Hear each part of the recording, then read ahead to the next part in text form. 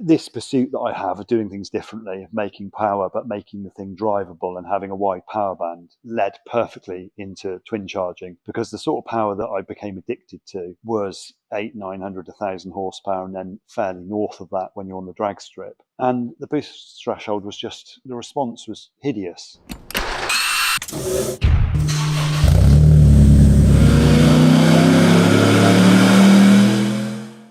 Welcome to the HPA Tuned In podcast. I'm Andre, your host, and in this episode, we're joined by Simon Norris from Norris Designs in the UK. Norris Designs is a big name in the Mitsubishi tuning world specifically, and back in my earlier career running Speed Tech Motorsport, or STM, Norris Designs was one of the companies I really looked up to and aspired to, particularly with the quality of the vehicles they were building and the success that they were seeing. So it's great to have this all go full circle and get to sit down with Simon for a couple of hours and basically chew the fat and talk about his background and how he got into the tuning industry. Now, one of the cars that Norris Designs is probably best known for is their short wheelbase Evo IX time attack demo car. And I'm not going to ruin all of the surprises because we're obviously going to dive into this as we chat to Simon, but notable modifications include the fact that the engine is now turned north-south in the engine bay, and probably most specifically, it is now twin charged using both a supercharger and a turbocharger. And this is something that's always fascinated me.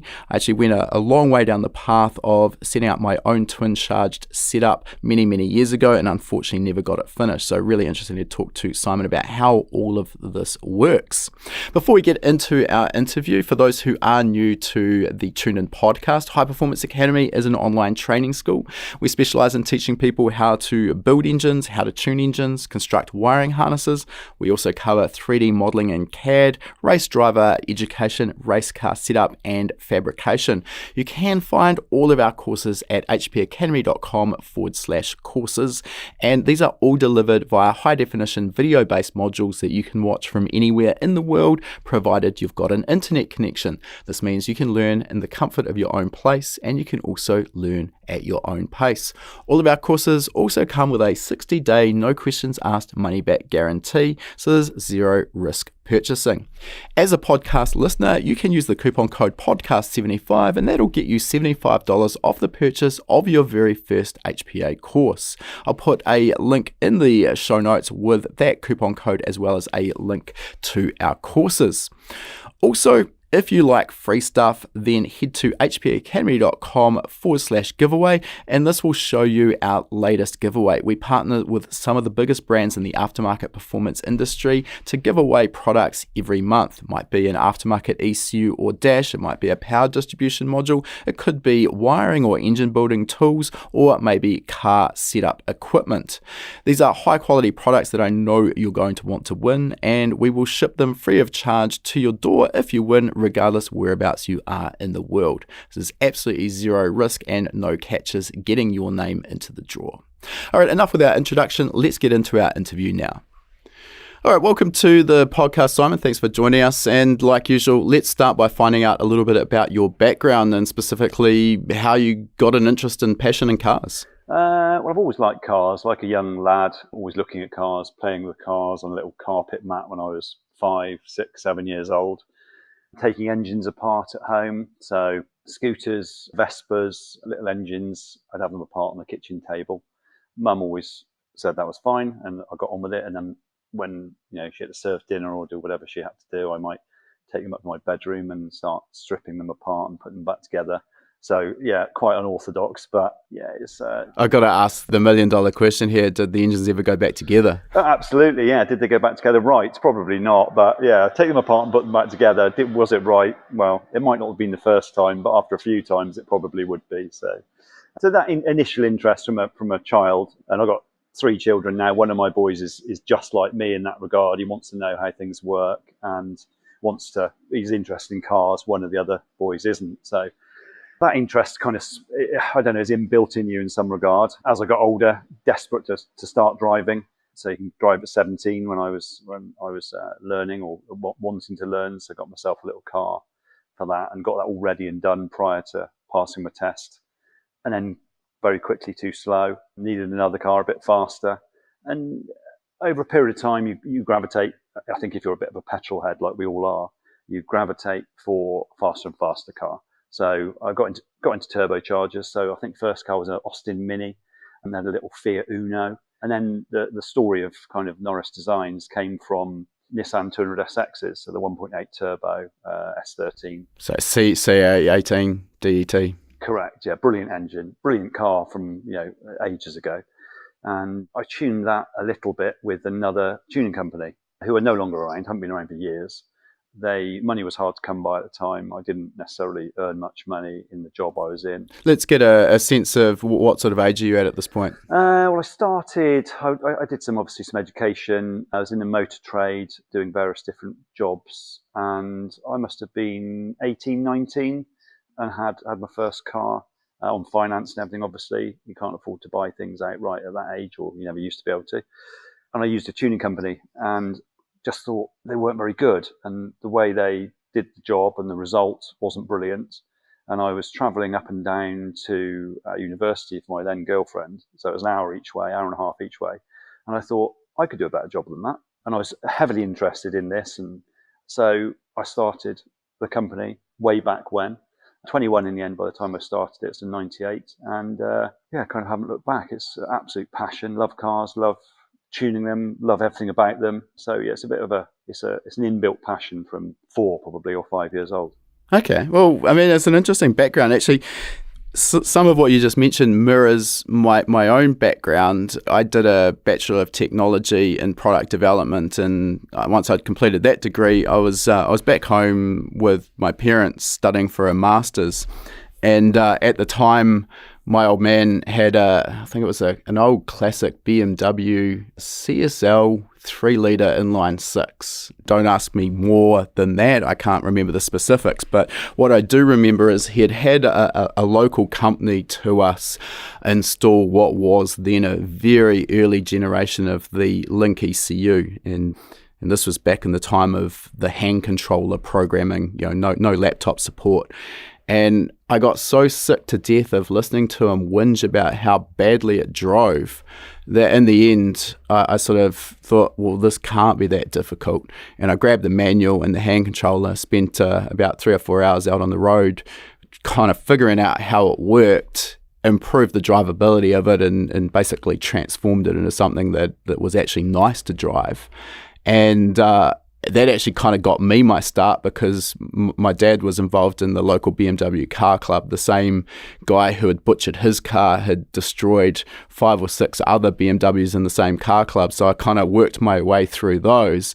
And 6 months later, I was sort of doing more tuning than I was studying. And the rest is kind of history. So similar. That's so similar, yeah. This isn't about me, though. It's about you. So let's kind of turn this thing back around. Quite unusual to sort of just basically start your own company.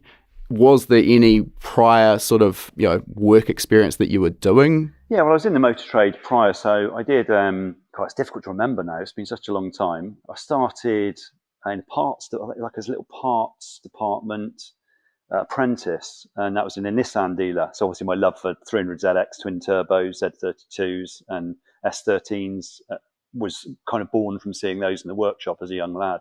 So I started doing that, and then I think I graduated into sales from there, but not in that dealership, at another dealership.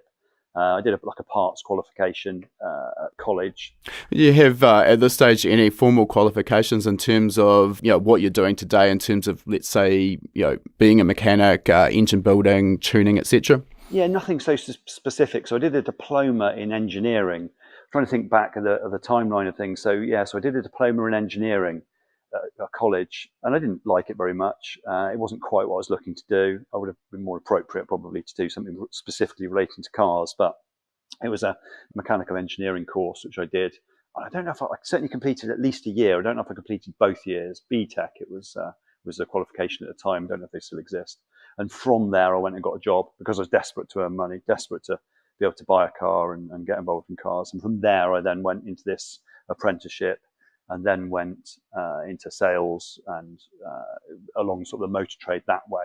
And as I say, this kind of epiphany I had driving back and forth to university of the other tuning company, who also had a bad reputation, as you've described, and had also messed up some other people's cars. So hence why I say the parallel there is quite uncanny. I didn't just start it from nothing with a, suddenly I'm a tuner. It wasn't quite that. It didn't go that way. I basically marketed to what was the then Nissan Turbo Owners Club with a little pamphlet, A5 pamphlet. I think the internet was dial-up at the time. ISDN was breaking technology, where you could have a 128k connection on two simultaneous phone lines. The kids these days don't know how good they've got it. Literally, they don't. Yeah. So yeah, that's kind of the way that went. And it was sending out this A5 pamphlet to the Nissan Turbo Owners Club. As I recall, the guy's name was Keith, I think. I can't remember his surname, but Keith, who ran the club and allowed me to do that and send it out with parts only, no mechanical servicing, no tuning, anything like that at the time. So thank you to him, because if he hadn't given me that opportunity and had said no, I wouldn't be sat where I am now. Yeah, wow. Yeah, after a while, people want the parts fitted rather than just mail order. So I commissioned a garage that I used to work at as a salesman later on, but prior to Norris Designs, to fit some parts for me. And then that worked okay, but I decided to do the work myself and got a little unit, at which time we then offered parts fitting and the parts themselves. But there wasn't ECU tuning per se back then. It was the 28-pin chips that you desolder and put a socket in and then push them in. So it was a generic tune, and then you'd retard the crank angle sensor by an overall global ignition. So, you didn't have any debt. So it was quite archaic and quite basic, but things move on and people are watching black and white tellies probably. So, that's the parallel. It's not quite as... Yeah. I mean, the technology back then isn't what we're spoilt with now.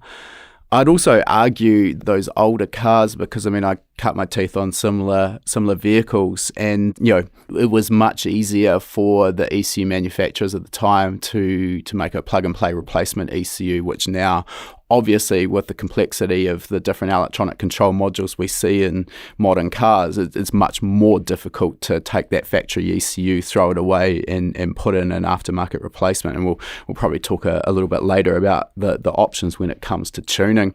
I'm interested, sort of, obviously being based in the UK, it would seem like the obvious choice would be to focus on European models, but you haven't. You're primarily a JDM guy through and through, as I see it. Why go that way? What was it about the JDM cars that did it for you? I think it's probably that early experience. So post-college and the apprenticeship in Nissan dealerships, seeing these Z32s and S13s come in and aspiring towards those. If I'd worked in a Ford dealership or a Vauxhall dealership, there's probably no doubt I'd be looking at a different product now than I actually am. So just basically a product of your environment at the time and your upbringing, what you were exposed to. I think so. Yeah, absolutely. Because my mum used to have a Hyundai Pony. So, it's or Hyundai, however they like to be called these days. My mum didn't have any decent cars whatsoever. So it was purely from that Nissan parts job that I had that I think really got me into that. And I aspired to have one of those cars, got one. And then,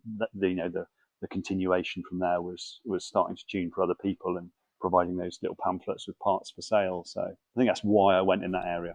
I totally can appreciate the passion for the S13, S14, S15 as well. Great platform, completely tunable, relatively straightforward and easy to work on, and parts availability is just no issue. The 300Z, I've got a question though. I mean, a great car until you have to actually physically work on one, and then just doing almost anything in that engine bay, I found a nightmare. How did you experience that? That's the incredible water sprinkler. So whenever you do anything on that car, you'll have 15 water leaks for no reason. So they are just a complete nightmare. As from a factory car, the design of where the water system goes in the little small bore pipes that go around and are feeding various different ancillaries they're hideous. But just to clarify, I never actually offered tuning on the Z32 for exactly this reason. So right from the beginning, we've looked at things that are of interest to me, and I don't actually tune. Well, I certainly in the beginning didn't tune to make money. It was never right, I want to make some money, I want to do this. It was purely from passion. And I'd had jobs that weren't so satisfying. So I thought, I just want to do something I enjoy and love. And if I don't make any money, I don't care. I just want to be happy. So on that basis, Z32s. I think a few times when I was at Nissan, they had engine replacements. Oof. Yeah, and they were putting them in, and then they would have problems immediately. And I think 6,000 or 7,000 the price was back then, which is a long, long time ago. So I immediately knew they weren't a nice car to work on, and I never offered any tuning for them. It was purely the 200SX to start with, which was a nice engine bay, big engine bay, small engine, nice to work on, great. 300ZX, great to look at, something to aspire towards. But as soon as you say having to work on it, it's just a complete nightmare. So, I mean, as long as you're only doing an oil change, it's fine. I mean, the other one that springs to mind, and unfortunately also from the Nissan stables, is the R32 GTR. And I remember with not a lot of fondness the time taken to remove the factory twin turbos from an R32 GTR. That is not a fun job. Fortunately, the 33 and the 34, the engine bay grew a little bit, and obviously the RB26 didn't. So while it's still not exactly a walk in the park, you just had a little bit more room to work on. But many scraped knuckles and curses given while working on an R32 GTR and a 300Z. All right, so at this stage, you've sort of started Norris Designs, and you're sort of obviously selling parts, as you mentioned, fitting parts, and you've got an interest in this tuning side of things. How did everything sort of grow? Well, it just grew organically. So it wasn't some sort of exponential growth with huge investment. To start the company, I had a Fiat Uno Turbo. I sold my 200SX, and I had a Fiat Uno Turbo because I wanted a motorbike as well. So I had a CBR 400RR. And I sold those two. I think it gave me $7,000, 7,000. And I used that to market, to buy a computer. I started from my bedroom originally and get some printing done, and to be able to live as well with no money coming in for a few months. So I started like that. And then, as I say, did the parts. And then people say, can you fit these parts for me? So generic K&N air filters, exhaust systems from a supplier. So no products that were branded Norris Designs at this stage. So purely box shifting effectively. But people then want to have things done by you as well as you supplying them. And out of that kind of, we developed the ND conversions. So back in the day, ND, there were 170 horsepower, as I recall, standard. So an ND200, an ND235, an ND270, ND300. And you'd have a package of parts that I would guarantee would make a certain amount of power. Obviously, the number of conversion is pretty evidently going to be the power it makes. And that was my first branding that we started. And they started to go well, and a lot of cars were stock. So whereas now everything's got some sort of tuning, and doing a conversion is difficult. You have to do specific tailored conversions for people based on their level of tune currently. So I did that. That took off, and people wanted things fitting. So as I say, we went with the other garage, and then I started the company myself, which was effectively it wasn't a double garage because it was a commercial unit, but it was the size of a deep double garage. One side was an office with little part storage, and the other side was a two-poster ramp. You could get one car or two cars in, but one car to work on. So I did that and carried on picking the phone up and giving people the best service I could, and trying to have developed parts and things that work. And my philosophy has always been truth. So I could say the ND235 conversion was making 250, like most people did at the time. Lots of, to be kind of careful politically, lots of over-exaggeration. I mean, I think that's still exactly what exists in the market today. I mean, big numbers sell packages, tuning services, cars, etc. So, yeah, nothing's really changed. No, I mean, it's a little bit, I think, it was really bad back then, I felt. So, and I refused to do that. If you make the ND235 will make in the region of 230 to 235, fine. And if it didn't, then fine. It would be 1 or 2 horsepower. It's not 180, and it should be 235. So I was born out of truth, quality of service, good products, but you had to pay a price for it. So I wouldn't undervalue the work. I wouldn't sell things for nothing. We still weren't expensive, but we were a quality product, quality service. So.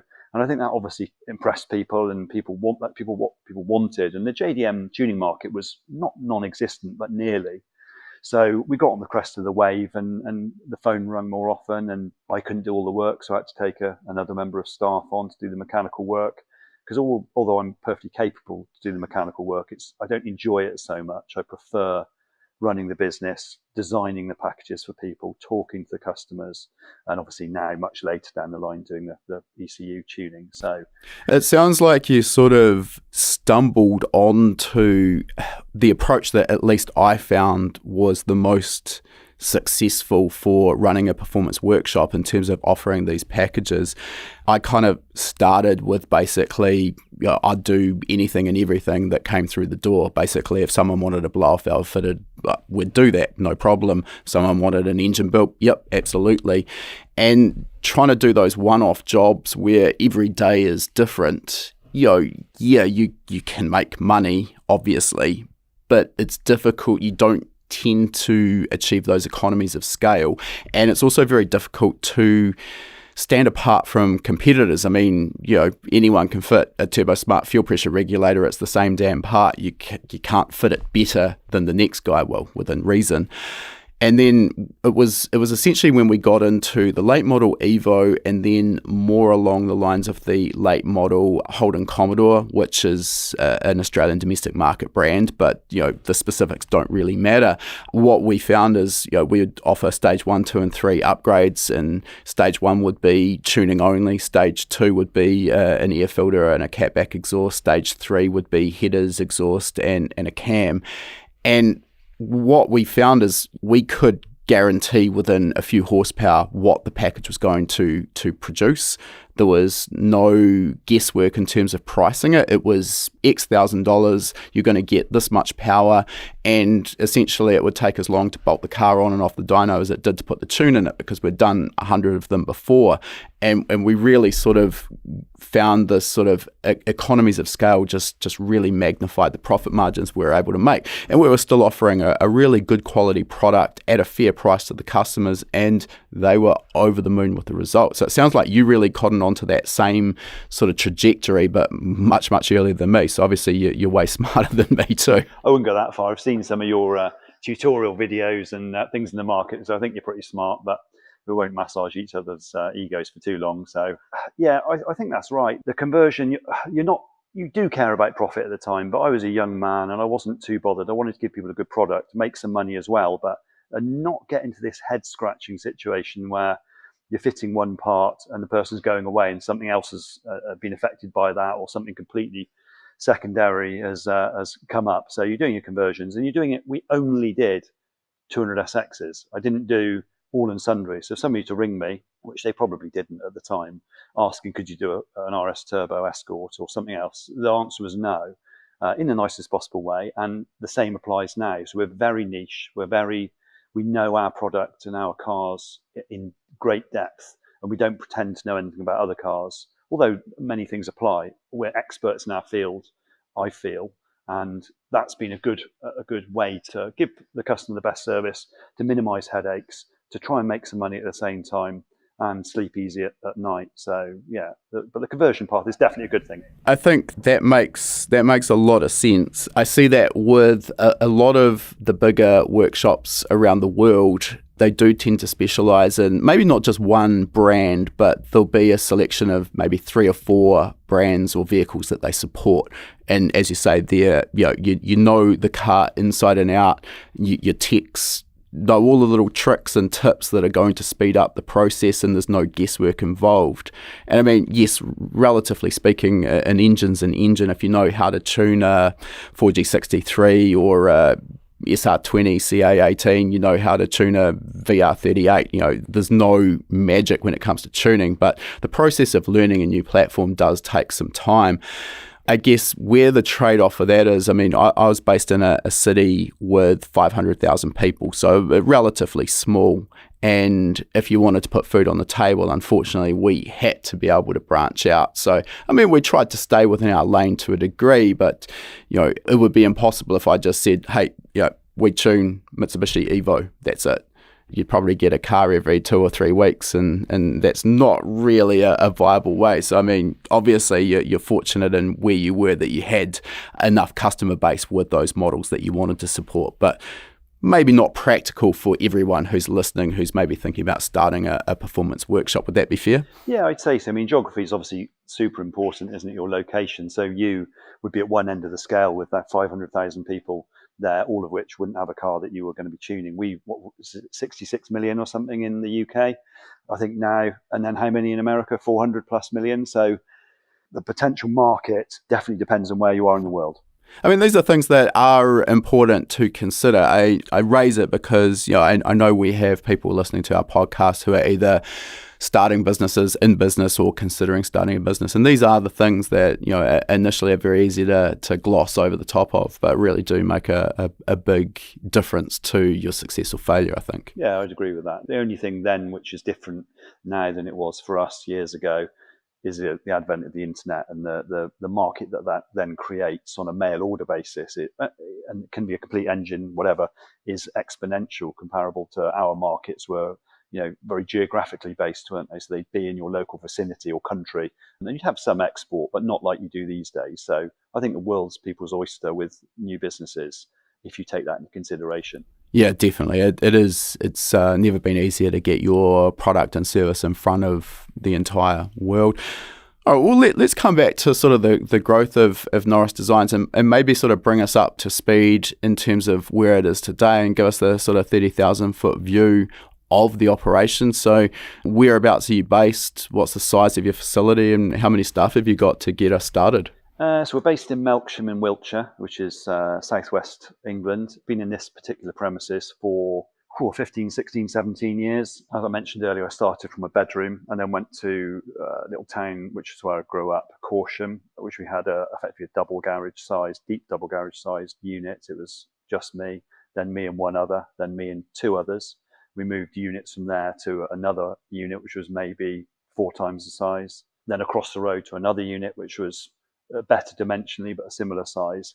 And then we bought this place over in Melksham, like I say, 16, 17 years ago, and changed it, tailored it to suit our requirements. It was an old engineering shop, so did loads of things with that. And just we've gently grown staff-wise over those years, dependent on demand. And we've been bigger than we are now, and we've been busy fools more so than we are now. So turnover is not the thing to look for singularly. It needs to be that relationship between profit and quality primarily, really, for the finish of the cars. If you've got loads of people doing loads of things all the time, you can't keep control of that quality. When you're like I am, and I want to have a hand in everything that we do. So we're currently, I think, about 7,500, 8,000 square feet, the building. So we've got a main building, 2-story, and then we've got some buildings outside as well. I think there's 7 of us that work here. It's a fairly small affair, but it's how I want it to be. So many years ago, I'm 46 now, but I could have expanded more and more and more and got a bigger unit and got more staff and gone into other cars. But I have such a great life with my family, with a work-life balance. I don't want to get any busier. I don't want to be working all the time. We only work Monday to Friday. We don't work weekends, haven't done for at least a decade, if not 2 decades. So the balance is great. So I think some of the American tuners would be huge and get bigger and bigger and bigger. But that's something, if it were available, I wouldn't want it anyway. Yeah, a couple of really important things you've just mentioned there. The work-life balance is so easy to get tied up in and lose sight of. And I mean, I know in my early days, really, I was running my business purely to fund my drag car and make it go faster, and I was probably paying myself just a touch over minimum wage. It really wasn't a business, it was a hobby to support my drag racing. And in later times, when my now business partner Ben came in and became operations manager, we started taking things seriously, and it's very easy to get lost in revenue and forget about the profit, and the two they're not the same thing. And it's, again, as you say, they're easy to sort of bring on more staff and make more money at the top line, but often that doesn't actually end up resulting in higher profits. Also, as you mentioned, very easy to start losing track of the quality, and it doesn't take too much in order to sort of find that your good name starts going bad as well. So yeah, I found exactly the same. We grew to, I think at the peak we had maybe 7 or 8 staff, and I was less happy, more stressed, and making less money, and we actually pulled back. And I think at the time I sold that business, I think we had 5 staff, and I kind of found that for me was quite manageable. So bigger is not always better, and I mean, it comes down to your own individual choices, preferences, what you like doing. So there's no right answer for everyone, is there? No, definitely. But some people are, extremely dynamic and want to see growth. And, the world is all about company growth if you're looking at the stock market and these huge multinationals. But if you're doing things out of passion, which we both clearly have done and do, it's a different objective, I think. So, yeah, definitely that situation. The trap you can get into is I need to grow, I need to get more staff, I need to turn over more money, I need to make more money.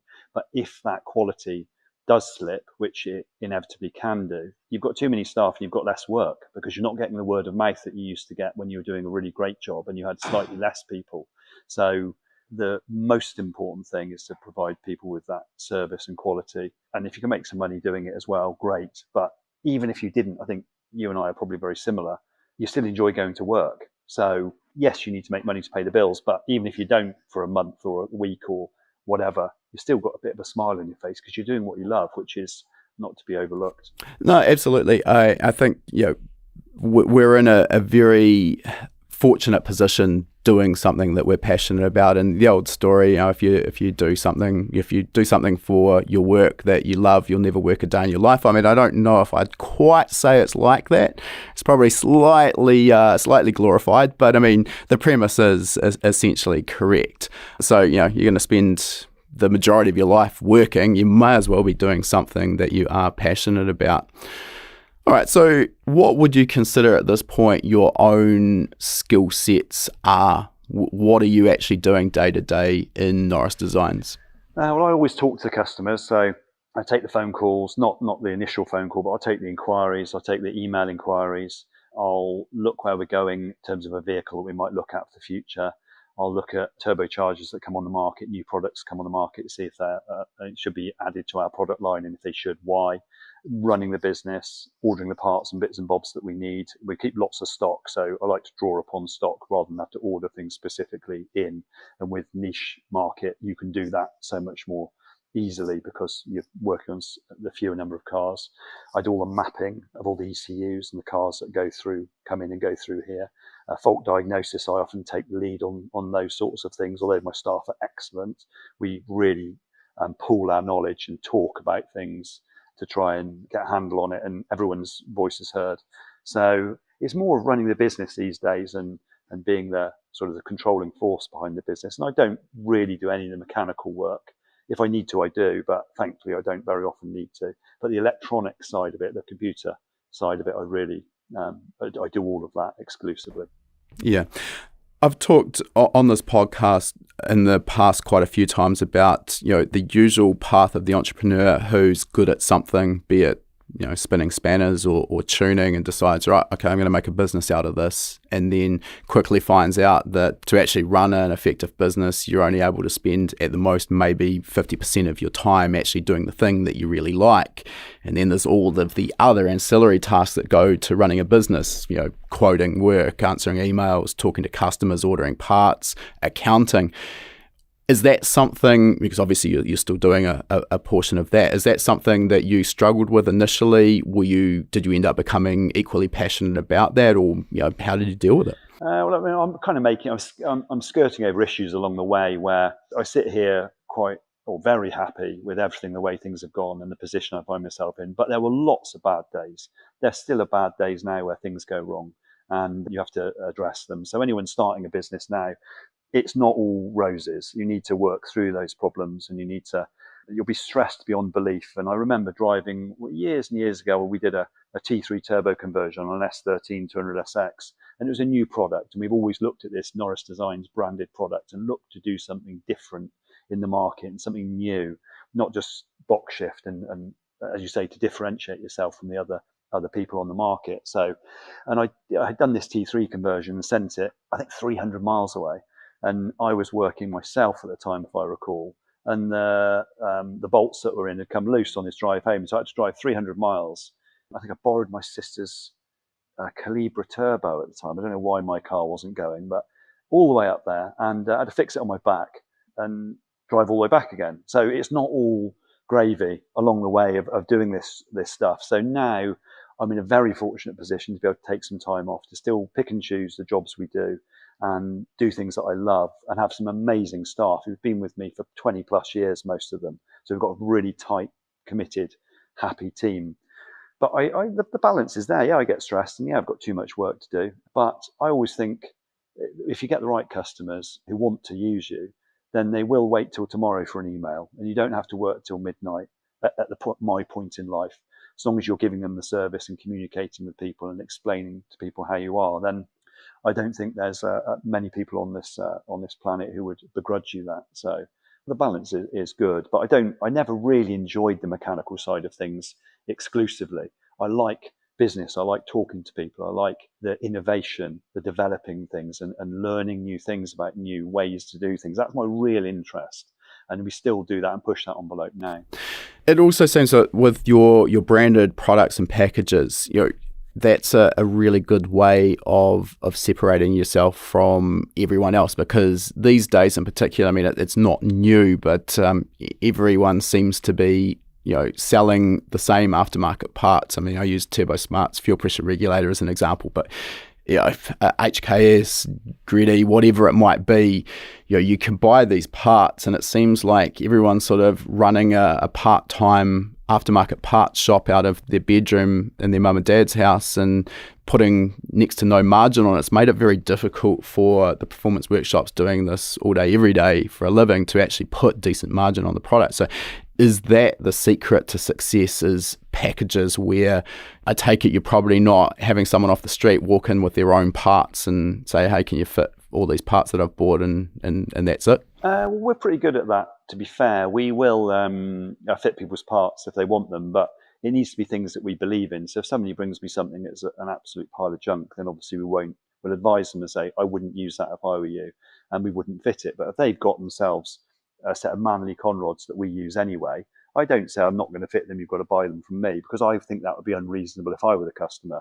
But you're right, it's value added. So there's no point trying to compete with people who are working out of their bedroom for 5p. But I started from my bedroom and I did exactly that. And I didn't do it for no money, because I was still trying to add value then and expertise then. And I still do it now. So I think you've kind of got to be respectful of those people, but you have to, a brand name, a person, a place that customers want to go to is the reason they come to you. They don't come to you because you can sell them a Turbo Smart fuel regulator for the same price as somebody else. So I think, and that's the big kind of differentiation about the cheap is better. So, but we do our own parts, we do packages, but packages not so much now. It's more tailored packages, as I said right at the top, that you can't know what everyone's got on their car already. So you have to tailor everything specifically for every person and ask them questions and give them that proper service.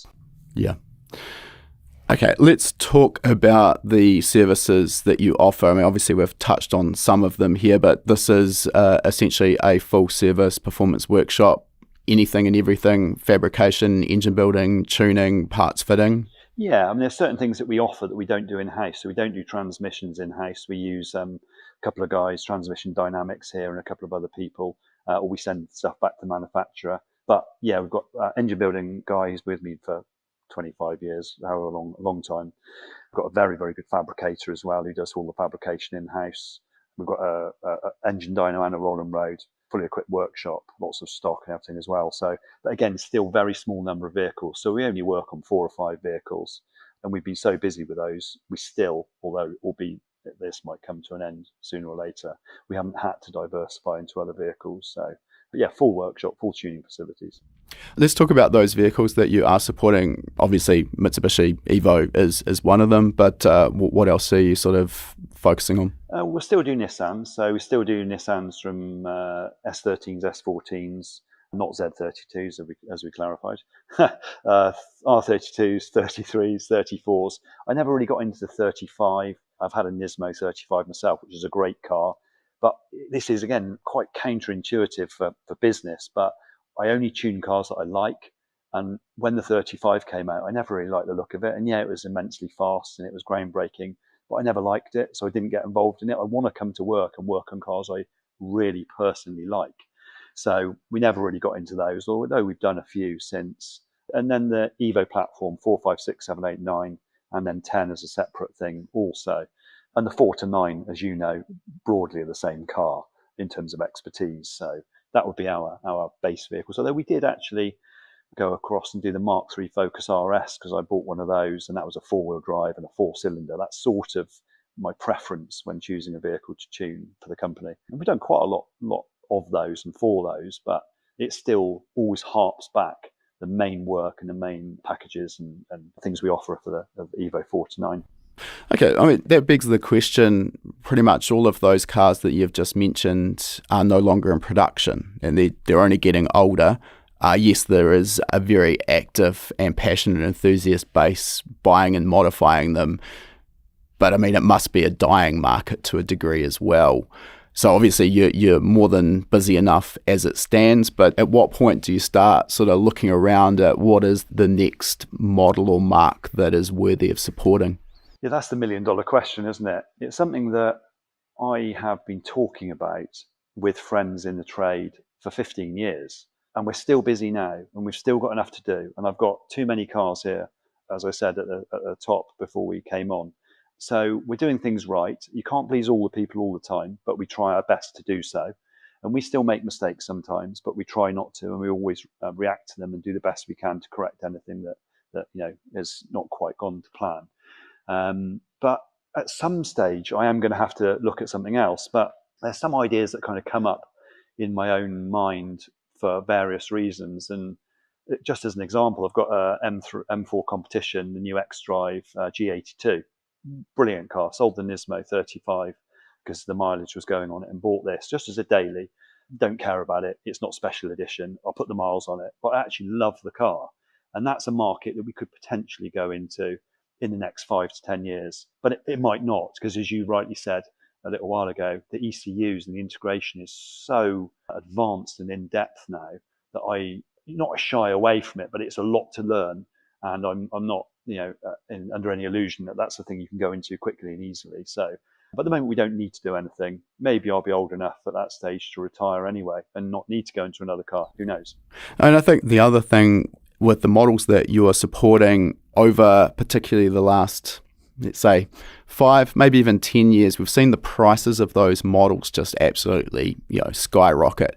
R32 GTR has sort of gone from what was one day quite affordable to now sort of a pipe dream for most, unfortunately. And what that has meant is that those who have them tend to have a little bit more sort of spare cash to put into modifying them. So I see the level of modifications and the quality of the modifications going into the likes of the late model Evos and Nissan GTRs. They're at a higher level. There's more money being spent and more quality modifications, which obviously works well for a workshop like yourself. Let's talk a little bit about tuning, because this is an area that you've mentioned that you specialising in yourself, and it's an area that is immensely difficult to learn. I struggled because when I was starting my own workshop, there were no resources to learn. I did it the hard way of figuring it out for myself. How did you learn to tune? What was your process? The same thing. So obviously HPA weren't around back when I started. You were still doing speed tech. So I had a bad experience. So we like to develop things, and to develop things with high power engines, certainly traditionally, and in the most part now, engine dyno is the way to go. So we hired a number of different engine dynos and had other people. We were on Motec at the time, so probably the 4, M4, and then the M800. And I had a bad experience where particular, obviously unnamed tuner, freelance guy, had made some bad errors on the setup, on the sync position on an M800, and it jumped a crank tooth and advanced by, I forget what, but 20 degrees, and it had done cylinder 1 and 4 or 2 and 3, and the other ones were perfect. And having looked back at the logs and looked at the map, and you could see what had gone on. And at that point, I thought the team and myself do everything else. So I'm going to learn to do it myself. And I always learn. We've always had demo cars. Kind of haven't mentioned this, but we've always had demo cars right from the beginning. So right from inception in 98, 99, you have a demo car, you try everything on your own car. You don't try anything on customers' cars. Everything is done on your own car or on an engine that you are testing on the dyno. And you prove the package and prove the theory, and at which point you then sell it to customers. So I had ample opportunity to learn how to map. And there were some base maps which were there that had been done, which you could see the glaring errors and the resulting failure. So I very much, again, the same as reciprocating your history, where I taught myself, but over a period of time, and I'm still learning now after all these years. There's still things that you find and you do something different, which gives you a better response or a better result. So same method, really.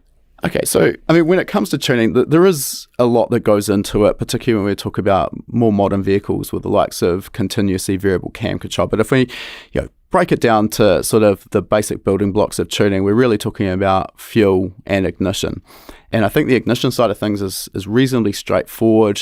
If we understand MBT, stands for maximum brake torque timing, basically we're advancing the timing and watching the torque figures on the dyno. We're going to get to a point where the torque peaks, and if we continue to advance the timing, we're actually going to start to see that torque fall over. So on a good fuel, which allows us to tune to MBT, it's actually relatively straightforward to optimize the timing, no big deal. Obviously, we're not always on a good quality fuel, so the other limiting factor becomes the onset of knock, and we can listen for knock using audio knock detection. So the ignition side of things, I think, is relatively straightforward. Fueling side of things, that's where things get a little bit more complex, because you can ask 10 different tuners, what air fuel ratio should I be running on XYZ engine at 20 psi of boost pressure, and you're going to get as many different answers as people you ask. So I'm interested, how did you sort of work out for yourself, hey, if I run this air fuel ratio at this boost pressure on this fuel, the engine seems to hold together? Well, there's too many variables, I think, to just answer that question globally. So we would tune to 0.80, 0.82 lambda on petrol on an engine which is not ludicrously powerful, maybe a bit richer on some of the massive boost engines, and certainly different with different fuels. I always like lambda rather than AFR personally, just a preference. Agreed. Yeah, my preference as well. Yeah, definitely. It's, there's no extra calculation to be thought about, but I think the thing that primarily prior to doing a fuel table and your fuel setup and your injection timing and everything is making sure the background information is right. Because even with ignition timing, okay, that's quite straightforward. But if you've got, as I alluded to a minute ago, if you've got something set up wrong in the background and you think, well, I'm okay there, and suddenly I need to be 10 or 20 degrees retarded because it's jumped the crank tooth, the background information is very important. And that's actually the most difficult thing to do on a car, is to set up all the parameters that you need, your sensors, all your information prior to even getting to the fuel table and the ignition table. So that's the first bit. But this is another benefit of having a niche product, is that you have base maps that work on those vehicles. You can start with that and you get rid of those hours and hours and hours of getting nowhere because you're having to just set up all the base stuff. But going back to the point, the fuel table thing, we've had an engine dyno for years, 20 years probably. From unit 3, we had the engine dyno. So I did a lot of testing, and I could test all these things that you've stated already and see what worked best. But you're still into the limitations of, well, that makes more power. That's 0.85 rather than 0.82, and it makes more power. But back then we were on ARP black head studs, which were rubbish. So you could then get into a head gasket situation and think, oh, well, maybe I had a bit too much advance. You didn't, but the product existed to keep the head on. It didn't exist. So it's difficult to know, unless you've got a package that is unbelievably reliable for the power you're aiming for, to draw steadfast conclusions, which is why now I say we still learn, because products are still being developed and products are still getting better. So, but yeah, that wide open throttle, full boost, flat 0.80, 0.82, with 600, 700, 800 horsepower, I feel is fine and works well. So yeah, and that mirrors my own sort of experience. I think there's a couple of points there you've made that are worth diving into. I absolutely agree.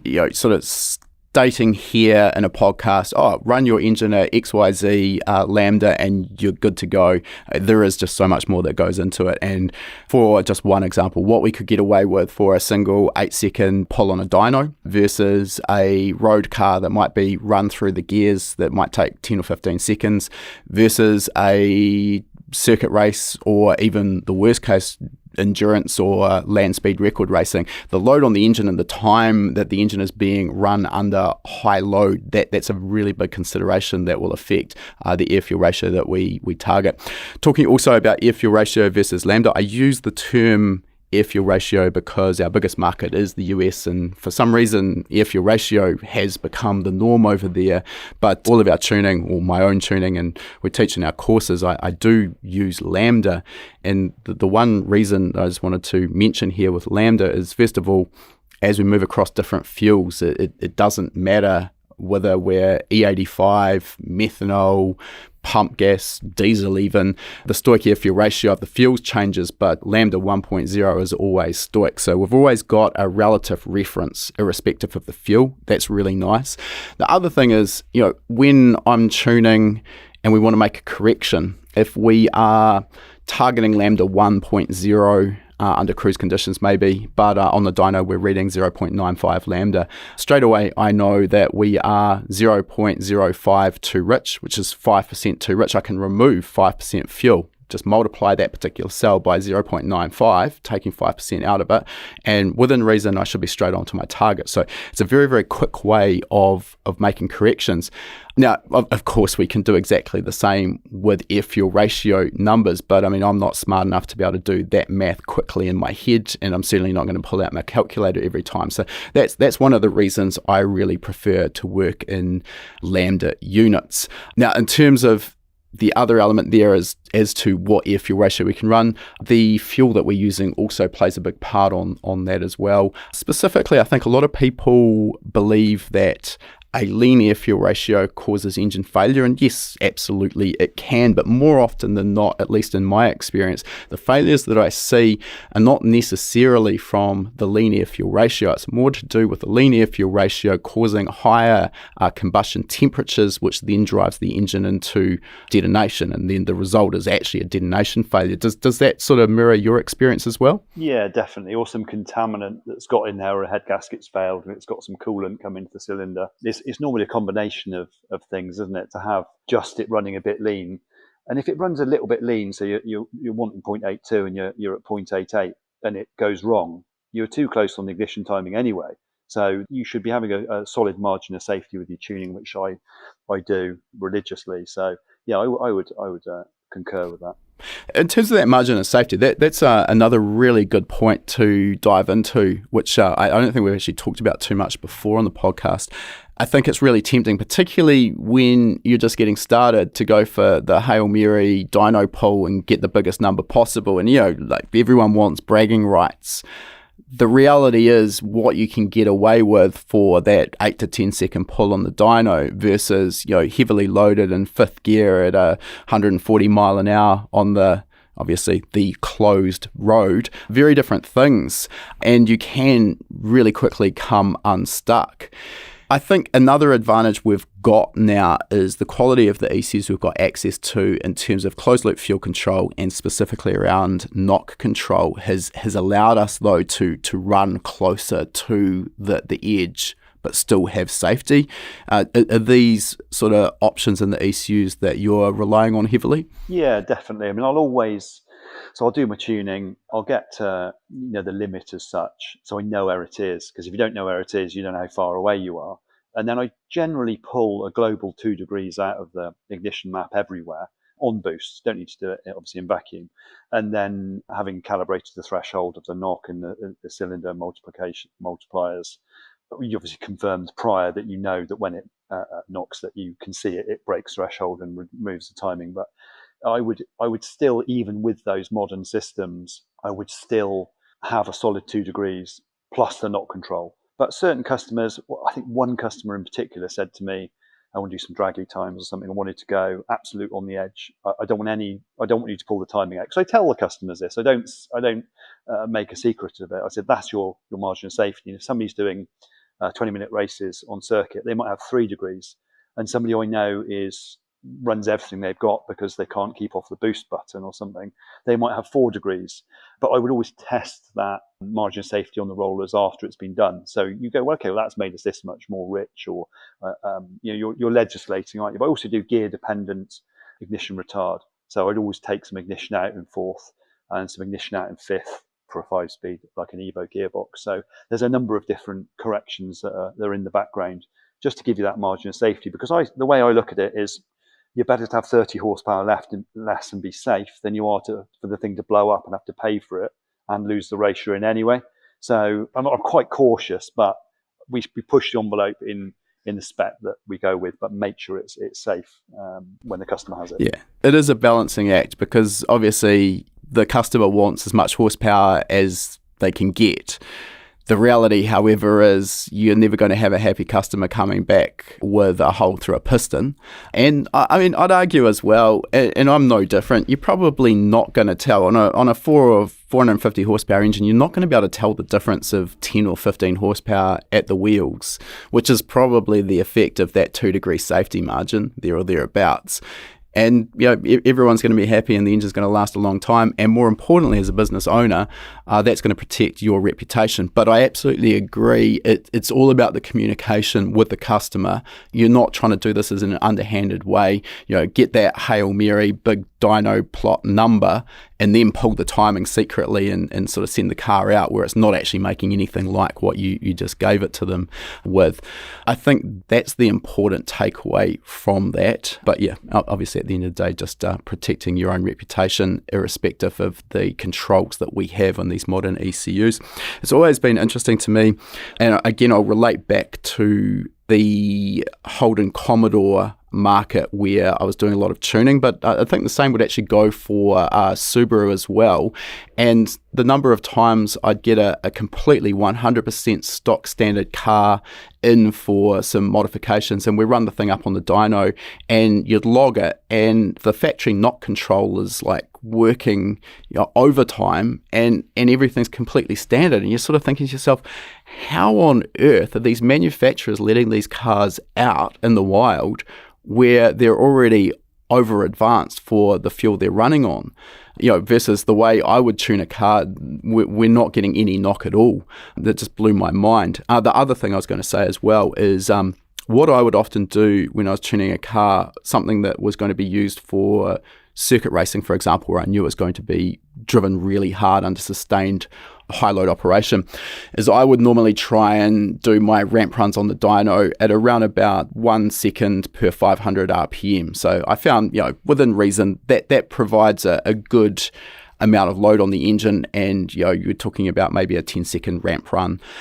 However, once I'd got that all dialed in, I would then do maybe a 20-second ramp run. So it's loaded just that much harder, and you quite often see under those sustained, like longer runs, a little bit of knock creep in, and that would just give you a sense of basically if you could get your timing to a point where it was consistent and safe and no knock was occurring under those really harsh conditions, you'd be pretty confident that out in the wild it was going to be a pretty safe thing. That's just how I approached it anyway. Just interested, the engine dyno that you had, and you've said you've had this for a fair while, did you start with the engine dyno, or did you start with a rolling road and then get the engine dyno as well? Yes, it's engine dyno first. So it's a Superflow 901, SF901, which is long in the tooth these days, but a good, reliable dyno. So we got that. We didn't have a rolling road, and because it was a decision I had to make at the time, really, and the rolling roads were obscenely expensive back then, and we didn't necessarily have the spare capital or the desire, if you like, to get one of those. So we got a dyno and wanted to develop a lot of things. So the number of days, weeks, months I've spent on the dyno, trying camshafts, trying turbo, seeing how they interact with one another, seeing why something does something different to something else is, I couldn't even fathom how long we've spent doing those things. And to do it on an engine dyno, you're removing variables. So the more variables you can remove, the more accurate the results are, and the more conclusion you can draw, or more accurate conclusion. The funny thing is, we say here, is when you've got an engine on there and it doesn't make the power, always trust the dyno, because it's so easy for people to say, oh, is the load cell wrong? Oh, do you need to calibrate it? Oh, there's something wrong with the dyno. No, it's always the engine. It's always the wrong turbocharger choice. It's always something else. Always trust the dyno, is our little phrase we have.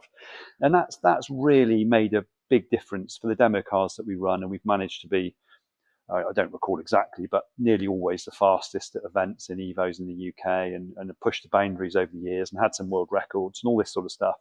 And not exclusively, but in a massive part is due to that development you can do on the engine dyno. And the rolling road now is we've got a Dynadynamics 4-wheel drive, which is fantastic for making money.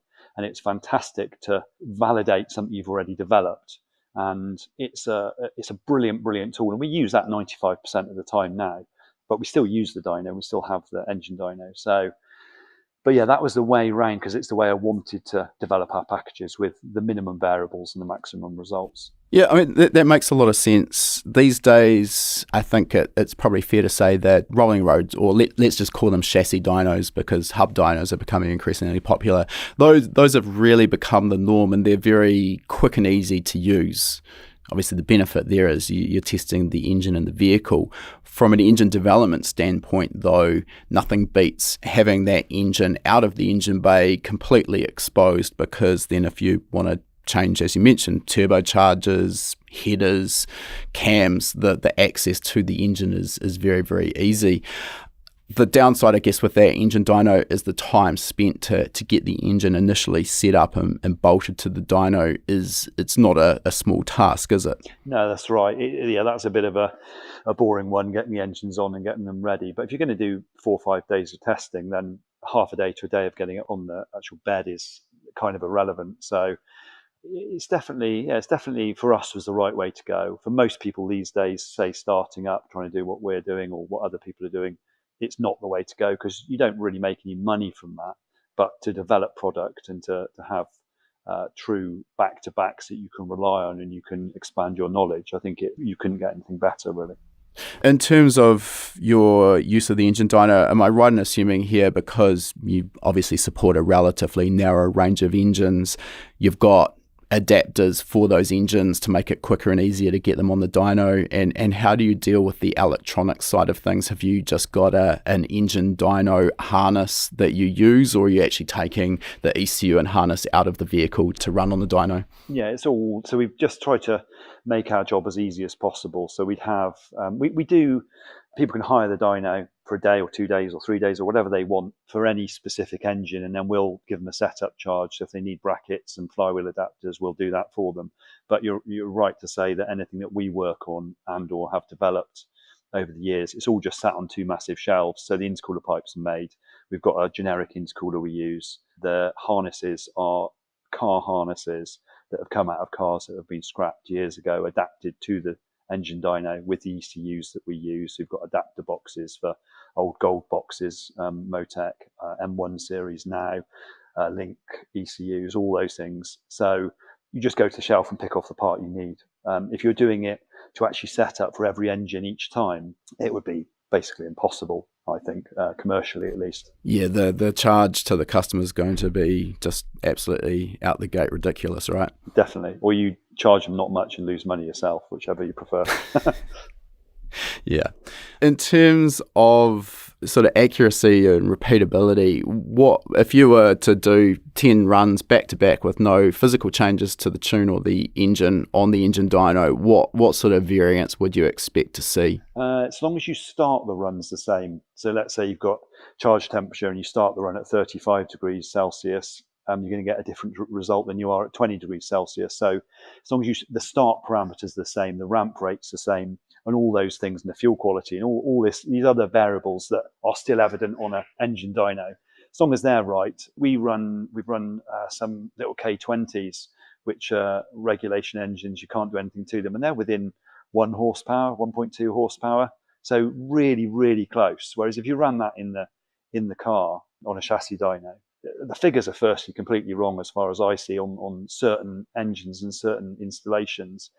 But the repeatability, I don't think's there, certainly for development. But if you do a K20 little Civic, and it makes 200 horsepower, and it makes 200 horsepower each time, that's fine. But it isn't necessarily making 200 horsepower on a chassis dyno. Whereas with an engine dyno, it's making 200 horsepower, or if it's making 180, that's what it's making. So it's a heartbreaker as well, isn't it, for people? Because, as you rightly say, the market wants figures, and the higher the figure, the better. But if it's not reality, you've got to tell the customer that's not reality. I always found it very frustrating when customers would get into internet battles of comparing dyno figures from different dynos. And here I'm specifically talking about chassis dynos. I mean, you run the same car on a Dynapack, a mainline, a Dyno Dynamics, Dynacom, you name the brand, Mustang, whatever, you're going to get a difference in result from all of those dynos. To me, it always comes back to, what does that result in at the flywheel? Well, I don't know. I can't tell you. Put your engine on an engine dyno if you want a flywheel figure. That's really going to be the way to find that out. And the usual sort of 15% drivetrain loss, well, I mean, sure, but is that linear? Is it 15% at 100 horsepower and still 15% at 1,000 or 2,000 horsepower? Because 15% at 2,000 horsepower is a bloody big heater. But, these are the things I can't tell you the answer there because I haven't done the testing. But the point I'm trying to make is obviously it's not very easy to just draw a straight line and say, this is what it's going to be at the flywheel. That's sort of problematic. And when I'm dealing with a chassis dyno, irrespective of the brand, I mean, I don't really care if it's measuring horsepower, kilowatts, or for all I care, it could be fluffy unicorns. What I want to know is, first of all, when I run the car 3 times in a row and I make no changes, I want to get the same number of fluffy unicorns, because then I know that my dyno is repeatable. And then I want to know that if I add 2 degrees timing and I make another fluffy unicorn, well, great, I'm going in the right direction. So tongue-in-cheek, essentially, but for me, the actual numbers that the dyno gives me are not that important. I just want to know that it's repeatable and that it's going to be sensitive enough to the changes that I'm making to show me that I'm going in the right direction. I just wanted to take a moment out of our interview with Simon and talk about a package of courses that I think are going to be really applicable to you if you are enjoying this particular podcast episode, and that is our HPA Engine Tuning Starter Package. This package includes everything you need to know in order to get you from zero previous knowledge up to a point where you're going to be comfortable and confident getting started with your very first tuning job. This package starts with our EFI Tuning Fundamentals course, which, as its name implies, covers the fundamentals of EFI tuning. You'll learn how the internal combustion 4-stroke engine operates. You'll learn how an aftermarket or factory ECU works, and you'll learn, most importantly, what we're actually trying to achieve when we're optimizing ignition timing and fueling. From here, we move into our practical courses, where you'll have the option of our practical standalone course, perfect for those of you who want to learn how to tune aftermarket standalone ECUs, or our practical reflash tuning course, perfect for those of you who want to learn how to reflash the factory-equipped ECU that came in your car. Both of these courses cover the fundamentals of the tuning process and then break the process down into a simple step-by-step process. By doing this, each of the individual steps of that process are relatively quick and easy to complete, and in no time you've got to the end, you've got a completely tuned engine that's going to be delivering great power, great torque, and most importantly, great reliability. By breaking this down into a step-by-step process, it also ensures that you're not going to forget or overlook any particular steps that could waste time, waste money, or even potentially damage your engine. Both of our practical courses also include a library of worked examples, and this is an informal walkthrough of that step-by-step process. We vary the type of car and engine we're tuning, as well as the software we're using to tune it, in order to give you experience on a wide range of different engines and platforms. And on that note, these courses are applicable regardless of what type of engine you're tuning and what type of software you're using. We're also including our Understanding Air-Fuel Ratio course, and this is one of the most misunderstood topics in the world of EFI tuning. This course will teach you how the air-fuel ratio we choose affects the way the engine operates. You'll learn about the properties of different fuels. You'll learn some safe starting air-fuel ratios for a range of different engine types, and then, most importantly, you'll learn how to test and find the optimal air-fuel ratio for your particular engine and application. As part of this package, we're also including 24 months of access to our Gold membership. This includes our weekly live webinars. You'll also have access to our webinar archive, where we've got over 350 hours of existing content. This is an absolute goldmine of information and one of the fastest ways to expand your knowledge on a huge range of topics. That Gold membership also gives you access to our private members only forum, which is the best place to get reliable answers to your specific questions. That package deal is normally valued at $417 US dollars. And by using the coupon code ND100, that will get you $100 off. So just $317 US dollars. Even by using that coupon code, you're still protected with our 60-day, no questions asked money back guarantee. So if you purchase and decide it's not quite what you expected, no problem. Let us know and we'll give you a full refund of the purchase price. All right, let's get back to our interview with Simon now. Where I did find some issues, and we had a mainline, back in my speed tech days, I had the Dynapack 4-wheel drive hub dyno, which is a hydraulic dyno. Great dyno, very accurate, very repeatable. Biggest issue that I had with it, which I don't think they've resolved, is it just didn't have the torque handling capability for the drag cars that we were doing at the time. Starting High Performance Academy, we've been very fortunate to have really great support from Craig and Todd at Mainline Dyno, and they make an exceptional product. We started with the Rolling Road, really great for quick turnaround, particularly on low-powered cars where the strapping was less of an issue. But once you start getting up in the horsepower, I found that chasing consistency got difficult. And again, this isn't a relation to mainline dyno, it's just rolling roads in general. It's going to be affected by things such as your tyre pressure, the heat of the tyre, which obviously changes from the start of your dyno tuning session to the end, and even the actual specifics of the tyre brand can affect things. So very difficult, I found, to get consistency from one dyno session to another, particularly if you're giving the car back to a customer. He's coming back in 6 months' time with a different set of tyres on the car, and all of a sudden it's lost 15 horsepower, and you're sort of scratching your head to find out why. Do you find the same with your Dyno Dynamics rolling road? Yeah, I mean, as you touched on now, the biggest loss is obviously the tyre to roller interface. So a single roller, in my mind, is better than the twin roller, but you have to let the car rise up a little bit off that back roller to get rid of that loss. So you're only on the nose roller on the front, so you're getting a true-ish figure. But we use ours as a tool to show where we were before and after, and where it is in comparison to other packages we've done. So I'll always, where I can, do a start figure, and then I'll, once we've done all the tuning, put it back on and do all the work, and then you've got a before and after for people. And as you say, whether it's 100 horsepower and 500 horsepower, or whether it's 700 horsepower and 1500 horsepower, isn't really relevant. It's the difference between them, and the fact that the characteristics that the engine has and the power that it makes and where it makes it and how it makes it can be displayed. But we don't really get the problem with day-to-day difference, and certainly not on the same day with the same car. You might lose something because the tyres get too hot, let them cool off. The charge temperatures are higher on one run than another, so it's explainable that that's made less power because it's in the ignition retard against air temperature. So I find that it's a good thing, it's a good product, and it works well. But yes, there are limitations. I think that you start to get up to 1,000, 1,050 horsepower and upwards, you're struggling so much with the tyre to roller interface that you think, was it wheel spinning? Was it not? Am I just pushing the tread off the tyre? Because you're up so high, and certainly with single para-driven wheels, you get the same sort of thing, 500-600 horsepower. So the strapping is, I find, is essential, really important to let it rise up a bit and bite into that front roller. But it's a tool to, you're going to get some differences day to day. But generally, I had a car in literally, was it last week, that I'd run 2 years ago, Tommy Mackinnon, and it was 3 horsepower difference from 2 years ago to now, and it's 610 horsepower. 609 and 611, if I recall. And I was quite surprised. The shape of the curve looks like I'd just drawn it by hand straight over the top. So it can be repeatable. But yeah, inevitably, if the cell design's bad, where the fans aren't getting rid of the exhaust gas and it's not delivering enough air to the front of the vehicle, then it's not the Rolling Roads or chassis dyno, should I say, fault. It's the cell, it's the installation. So again, it's variable, isn't it? That's the problem. Minimize the variables, it's more consistent. It's fair to say that a well-designed dyno cell is an essential if you want to be able to get repeatability and basically do a good job anyway.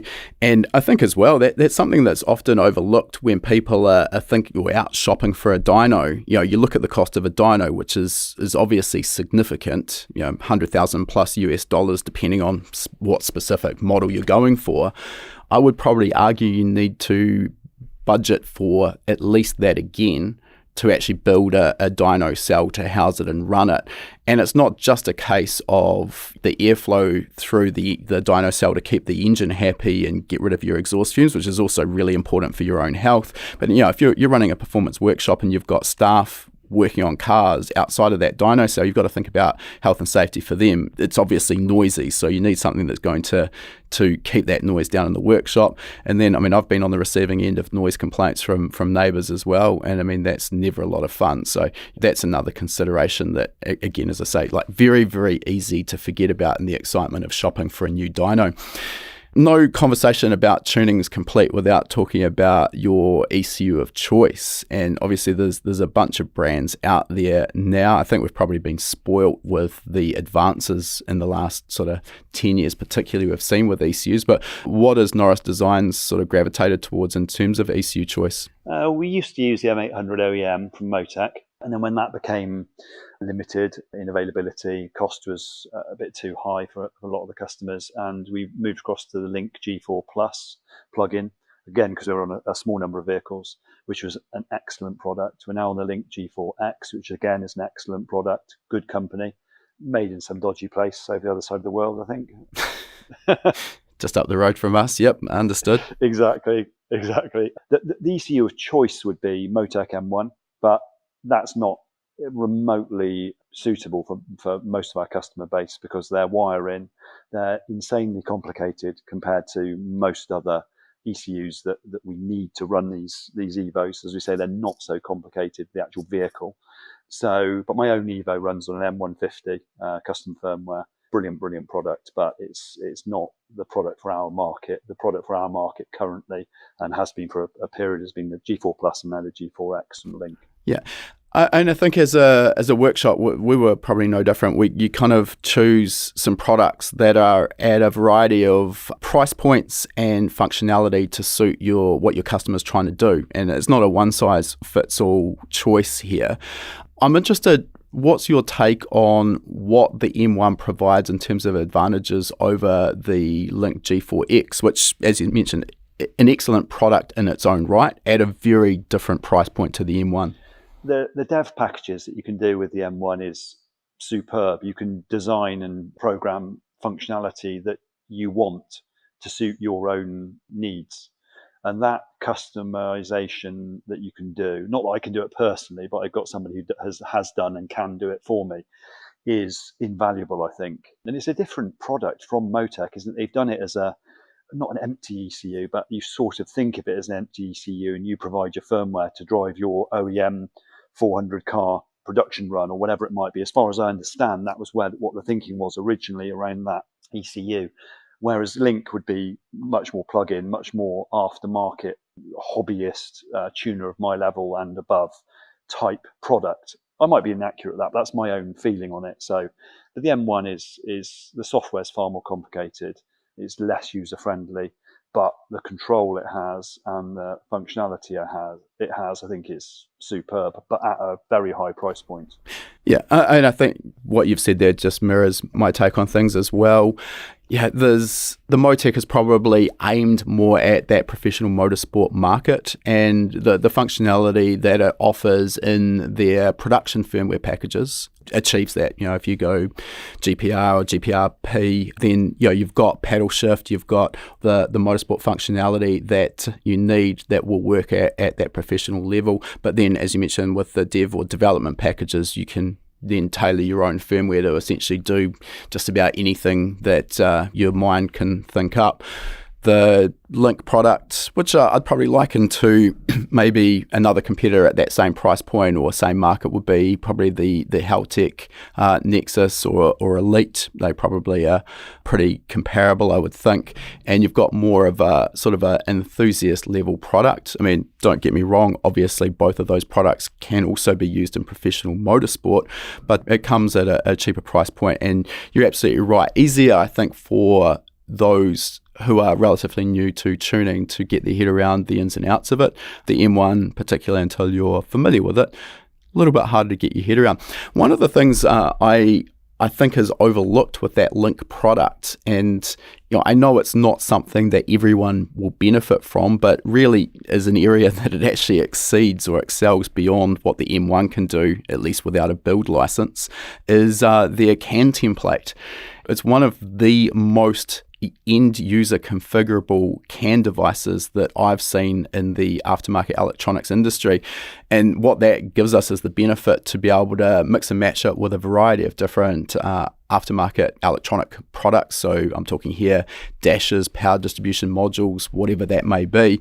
And as long as you've got the skills to basically write a CAN template to send and receive messages, happy days, you're good to go. So I think it is a very powerful ECU at a reasonable price point that's really, really underrated. Yeah, I'd agree with that to an extent. The only thing I'd say about that, on that subject in particular, is that we had to reverse engineer the Mark III RS Focus, Ford Focus, and it had too many IDs coming out of the ECU, and the template wasn't large enough on the Link Thunder to be able to send out all the information, receive the information I needed to. So I had to have a secondary Arduino board, I think it was, so we sent some information across from the Thunder to the Arduino and then back across to the car, whereas the Motec wouldn't. So it's the overall size of that CAN template is too small, and they've made it bigger in the X, as I recall, but I think the G5 is considerably bigger, and it had the capacity, and I put that in as one of these requests, wish list or whatever, and they weren't looking to do anything with that. But you're right, we buy many Link products. They're excellent, they're a good company, and it's our go-to product for 99.9% of our customers. Yep. Absolutely. All right, let's move on, and I want to talk about one of your demo cars. I mean, I think this is probably one of the cars that Norris Designs is best known for, which is your short wheelbase Evo IX. It's certainly a car that I was watching with interest for a number of years. For a start, what is a short wheelbase Evo IX? Is this something you buy from Mitsubishi? Oh, absolutely. Yeah, just go to your local Mitsubishi dealer. The normal Evos have been discontinued, but they're still selling the short wheelbases. It's an Evo 9 shell that we had. So we had an Evo 5 prior as a demo car. I think we had an Evo 7, Evo 8 MRRS, and then we had an Evo 9, which I think marketing is a big part of your company and your branding and your products that you do, rather than, as we said earlier, box shifting. So I've always liked the Audi Quattros, the short wheelbases. They're a weird looking thing, but I like them. And I had a discussion with a guy. I was going to do a new demo car, and it had to be groundbreaking, it had to be different, and it had to be something that people weren't likely to replicate. And so the idea was to do a short wheelbase Evo, 4-door, not so sporty, 2-door, shortened and roof chopped. And that's where the idea came from. So, and Swevo is just short wheelbase Evo. It's got loads of funny names from being green, but it's still got it now. It's the same car. It's not been reshelled or changed from that, but it's morphed throughout the years into all different incarnations. I mean, beyond ridiculously so. Yeah. With this particular chassis, how much shorter than a traditional Evo 9 is it, and how much has the roof been cut down? So it's 10 inches shorter and 4 inches on the roof chop, and then the roof has been, the profile's been redone because it looked like a shark fin, really weird when it was just chopped, and the angle of the windscreens were weird. So that was all done by a company called Simpson Motorsport years and years and years ago, who I'm still very friendly with now, nice guys. So they did that initial work that we wouldn't have had the capability for way back when, 2005, I think. But it's the sort of work we would be able to do now with the staff we've got and the kind of the expertise we've got. But yeah, they're good guys. I can understand the one-off side of the marketing side of doing that. It sounds like a nightmare if you would ever stick it into a wall or crash it or something of that nature, though. Obviously, be a bit of a major to repair it. Well, I've not crashed it properly. So I've had some crashes in normal Evos at Castle Combe and the Saloon Car Championship a couple of times, some big ones. Still got a sore neck from those now. But the short wheelbase Evo, I've never crashed properly. I've crashed it 164 miles an hour. The rear spoiler snapped off at Snetterton in the UK, but I pirouetted down and hit the wall gently, and it's only ever been cosmetic panel damage or a little bumper damage or something. The actual shell per se has always been in fine nick, but it's now mostly tubed the car because it's getting so much faster with where it had gone with the aero and the power and traction and all the things. I was a bit worried about if I did have a big crash, I wouldn't be around after that. So we tubed the car a lot, and mostly for safety. So I'm getting old, I'm getting more risk averse. So now it still looks the same on the outside if you were to glance, but if you look inside, it's structurally very sound. And I think if we had to build another one, I don't think it would be a major problem because we've got the expertise, we know it inside out. It would be a doable thing. Okay. In terms of shortening it that much, 10 inches, I think you said, does that have a positive or a negative effect on the handling balance of the chassis? It's quite pointy in the slow stuff. Quick change direction's good. Over the years, it's been have a bit of a tendency to oversteer because it's a short wheelbase. And I think it's definitely counterintuitive to most people. As far as I would suspect, would think longer wheelbase would be better for the fast sweeping circuits and all that sort of stuff. But I've never really found any obvious negatives. You just drive around them. I think if there's a problem, you just drive around them, accept, well, that's how it is, so I'm just going to get on with it. Yeah, it would be a shame to go and lengthen it again. Pretty expensive exercise to just go backwards. All right, let's talk about the engine in it. 4G63, obviously one of the engines that I'm incredibly passionate about, but there's a variety of different options, cast, billet, 4G63, 4G64. What are you currently running? And again, I can only imagine that this has had dozens of different engine combinations over the years. Yeah, definitely. When you've got the capacity to develop things, you're always thinking about what the next option might be and where can we go to improve it. And you get itchy feet even if something's great. And sometimes you go backwards with these things before you go forwards. But currently it's a 2.2, so 94mm stroke crank, 156mm long rods, 85mm bore. On a Bullet Racing billet block, which is dry deck but wet block, and then a conventional non-Myvec cylinder head, and then that's the core of the motor, if you like, with a big precision turbo on the side and twin charge, so a supercharger as well to do the low end. All right, there's a million things that we need to go back and dive into there. For a start, the billet block, is this a requirement at the power level that you're running the engine at? And let's get that power level as well. What's it actually making? Well, yes and no. It's the thing that we found on the higher power stuff was you'd fret the main cage onto the block, because the single little main studs just weren't capable of holding that sort of interface tightly. So with the bullet block, you've obviously got 4-bolt mains, which you immediately get over that problem. They're just doweled and everything. So through the crank center line, it splits. I think that's a good thing. It's lighter, it's more rigid. The deck face is better. It's 1/2-inch head studs. There's so many things there that are better. You can do it. Yeah, you could semi-fill a 4G63 cast block, run it at 85, and yeah, you might be okay, but why bother? The car is so over the top anyway. I want the best option that I think is available.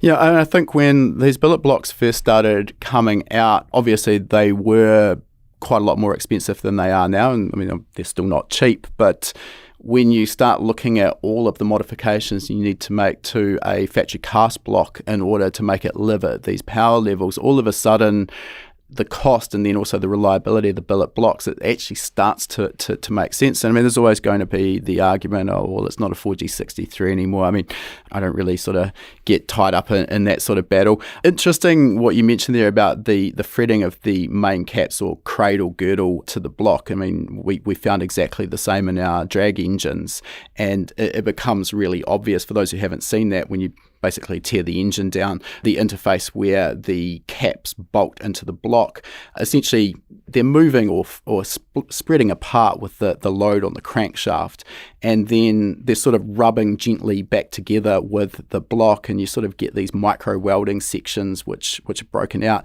It all gets pretty ugly, particularly after the engine's been run for a few seasons. An interesting little anecdote there with my own drag car.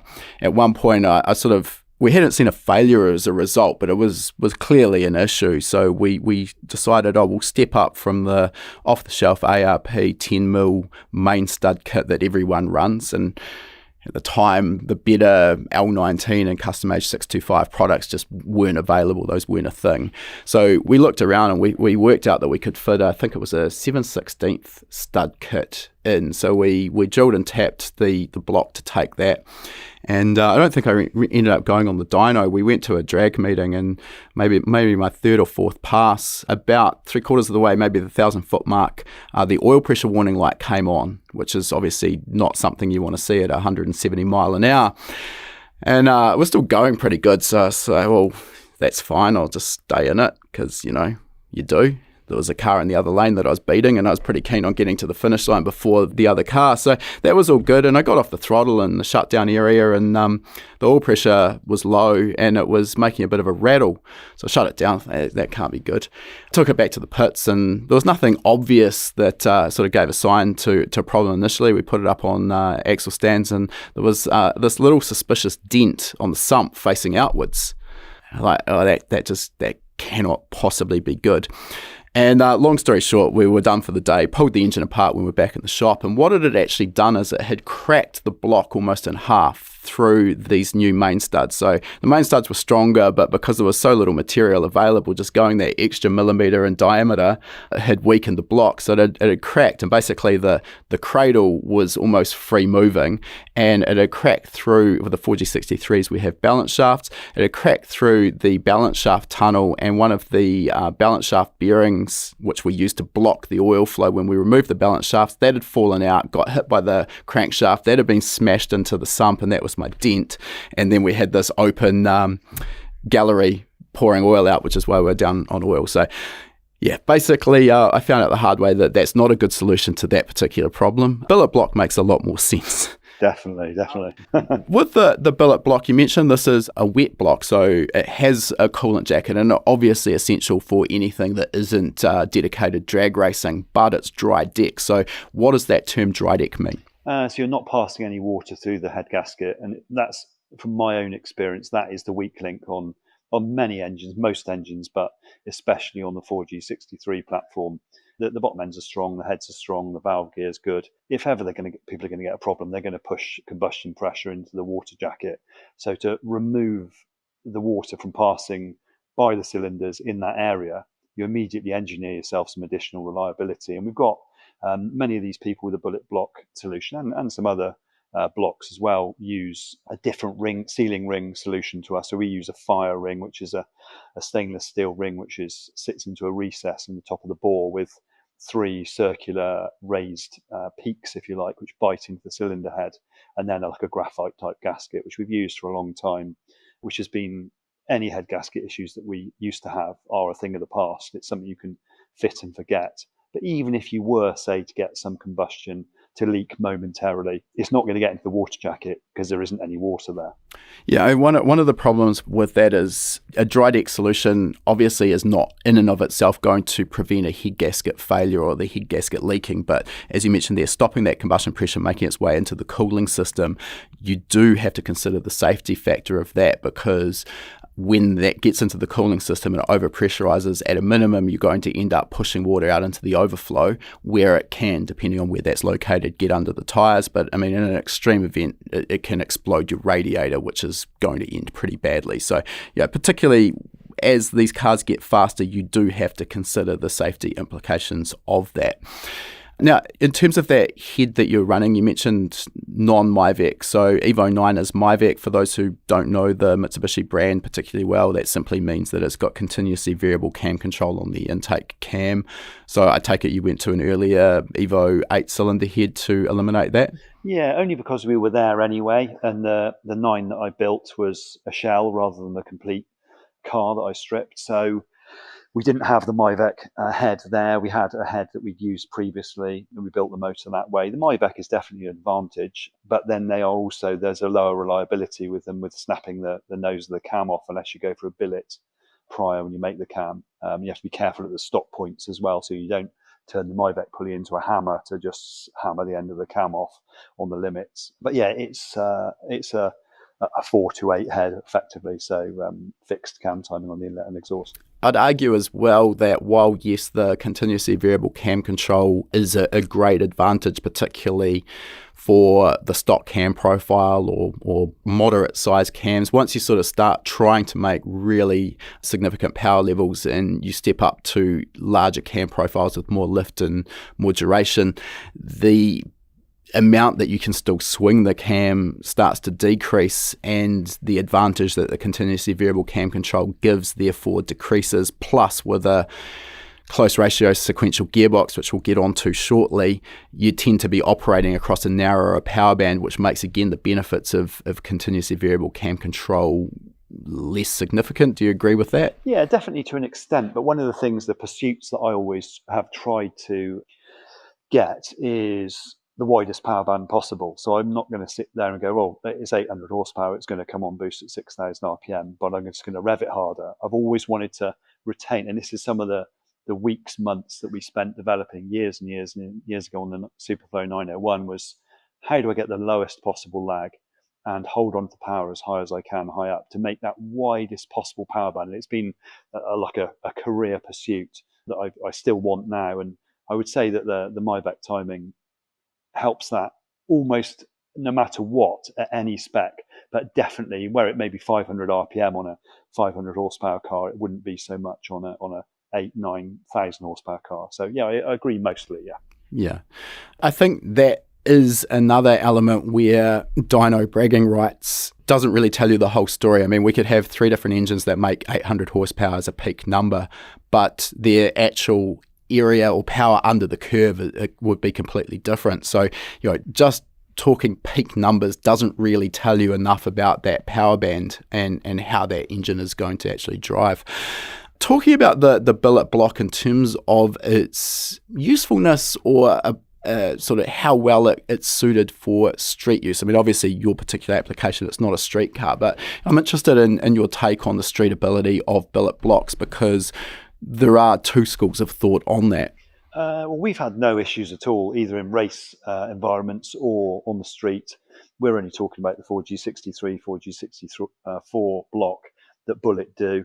But we also, when you're at that sort of level of cost, they're always dry sumped with our dry sump kit. So the oil system, which might be an issue on a hot engine on idle with an original oil pump, which has not got the speed nor capacity to give you a decent oil pressure, is a thing of the past. So we can run the bigger clearances, and obviously the clearances becoming looser with heat, and not have an issue because we're dry sumped anyway.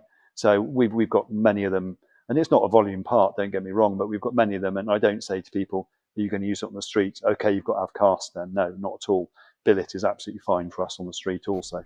So I think just diving a little deeper there, what you just alluded to is the clearances, so bearing clearances between the block and the crankshaft, and the difference here between the factory cast iron 4G63 block and a billet aluminium block is the thermal expansion coefficient. Essentially, simply put, the alloy block will grow more as it comes up to operating temperature. So the knock-on effect of this is it affects our main bearing clearances. We've got 2 options. We can either target a normal hot running clearance, maybe that might be in the region of 2.5 thousandths of an inch, for example, and what that would result in is much tighter clearances. Cold, particularly if you're in the middle of winter, the clearances will be really minimal. So that should really require a reasonably thorough effort to warm the engine up properly before you really beat on it hard. Or the alternative is you run a conventional clearance cold and accept the fact that clearance is then going to grow to more than you would traditionally run at normal operating temperature. Does that all sound in line with what you're seeing so far? Yeah, absolutely. And we take the second scenario there. So we would build the engine as we want, whether it's cast or billet. We obviously make differences between the 2, but as long as it's dry sumped and you've got the oil volume coming from that proper external pump, we certainly don't see any issues with the bearing clearances that we choose on a billet build as we would opposed to a cast build. And we wouldn't say to a customer, it's going to be really tight. Don't run it too hard when it's cold. Although with the modern ECUs, as you well know, we have engine RPM limiters against water temperature anyway, so they can't rev any of the engines hard when they're cold, and they've got boost cuts, 3D boost cut tables. So there's so many that harks back to the ECU control that you've got that control now that you never used to have, and you can legislate for those circumstances anyway. Yeah, I mean, we'd like to think that anyone with some mechanical sympathy is not going to jump in and drive the engine to 9,000 RPM, the second it started. But that's also a bold assumption, and there probably are people out there with no mechanical sympathy who are going to do exactly that. Okay, probably one of the more interesting elements, which you've already kind of mentioned here with this build, is the twin charged setup. So a supercharger and a turbocharger. And I mean, traditionally, the supercharger, obviously there's a few different designs of supercharger, but positive displacement as opposed to a centrifugal supercharger are great for low RPM boost response and performance, but PSI per PSI don't tend to make the high RPM power of a suitably sized turbocharger. Turbocharger, on the other hand, exactly the opposite. Great for high RPM performance, but generally you're going to have a boost threshold that's going to result in poor low RPM performance. So on paper, combine the two, best of both worlds, perfect. Is that kind of the path you went down, and how did reality match up?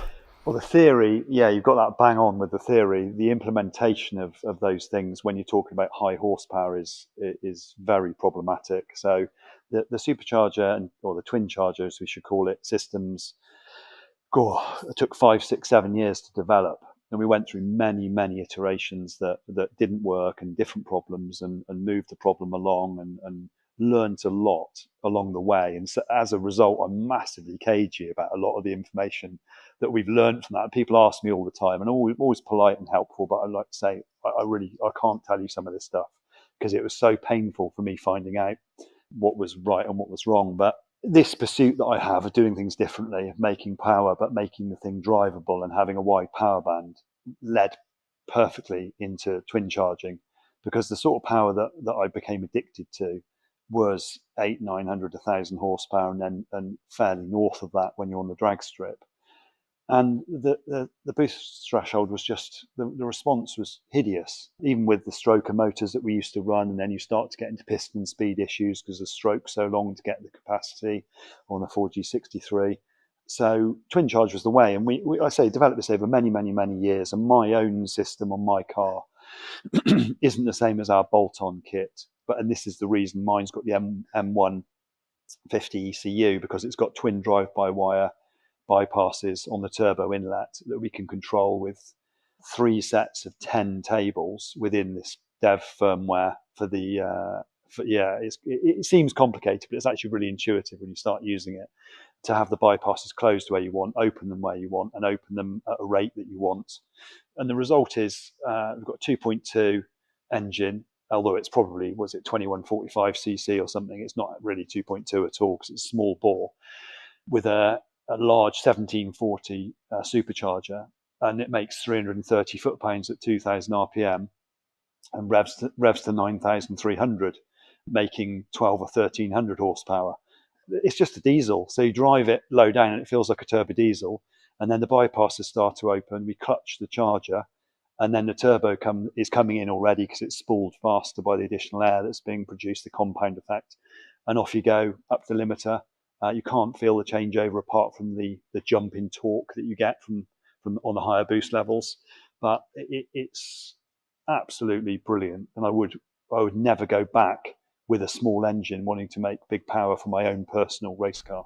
Okay, I need to try and dive into a few of the details. So I do absolutely appreciate there's some IP in this that you want to protect. So we'll see how close to this we can get. It is of personal interest to me. I think there was maybe an HKS twin charge kit that was very, very limited for the AW11 MR2, and I had one of those MR2s and kind of always aspired to replicate that.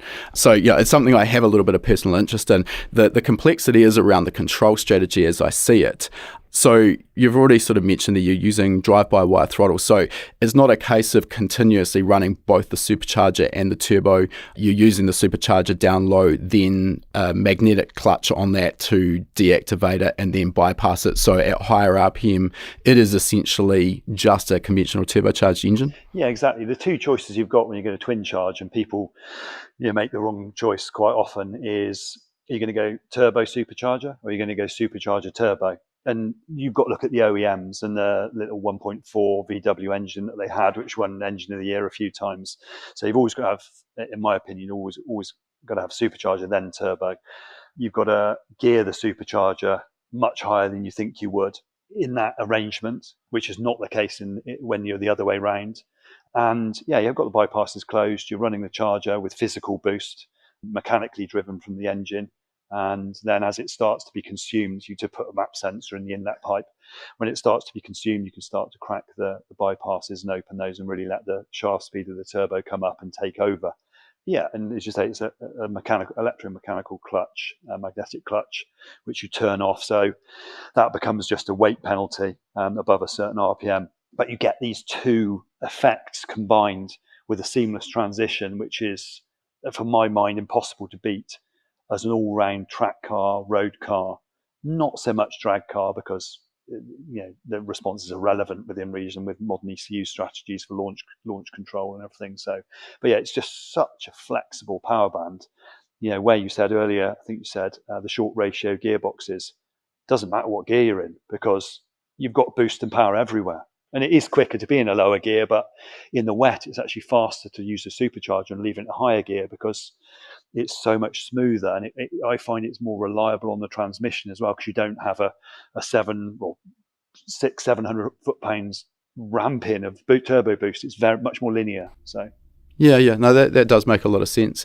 We could go on about this side of the engine for probably another hour, but we probably do need to move on. And another novel aspect of this car is the transmission and what you've done to get that transmission into it. So talk us through that. Yeah, well, we used to have it transversely mounted, and the car's gone through maybe 4 or 5 phases officially, from phase 1 up to where we are now. And I did quite a lot of drag racing, did competition in the UK called 10 of the Best, which is a multidiscipline event where you do top speed, quarter mile, and a little handling circuit. And then that kind of got my interest in drag racing and getting the times. Drag racing are good for saying, you've got the fastest first car in the 11s, 10s, 9s, 8s, all this sort of stuff. So that was of an interest to me prior to my circuit racing days. So we had transverse engine, transverse box, and we didn't ever have any good transverse options.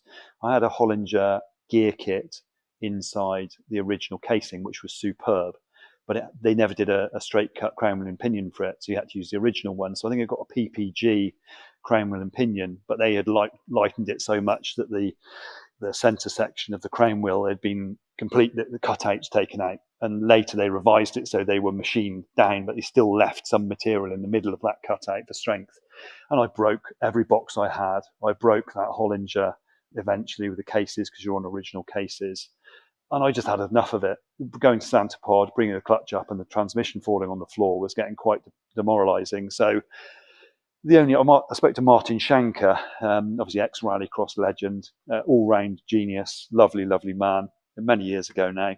And he said, you just got to go longitudinal. It's what we had to do with the rallycross cars. And so we proceeded to turn the engine round, and that was a rocky path and didn't get straight to the end goal straight away, but using a Hollinger RD6S gearbox, originally designed for a Skyline GTR, so 32, 33, 34 with open rear housing. So it's a GTR transfer box, rear diff, and front diff with a custom bell housing mounted to the 4G63 engine, which is longitudinally mounted.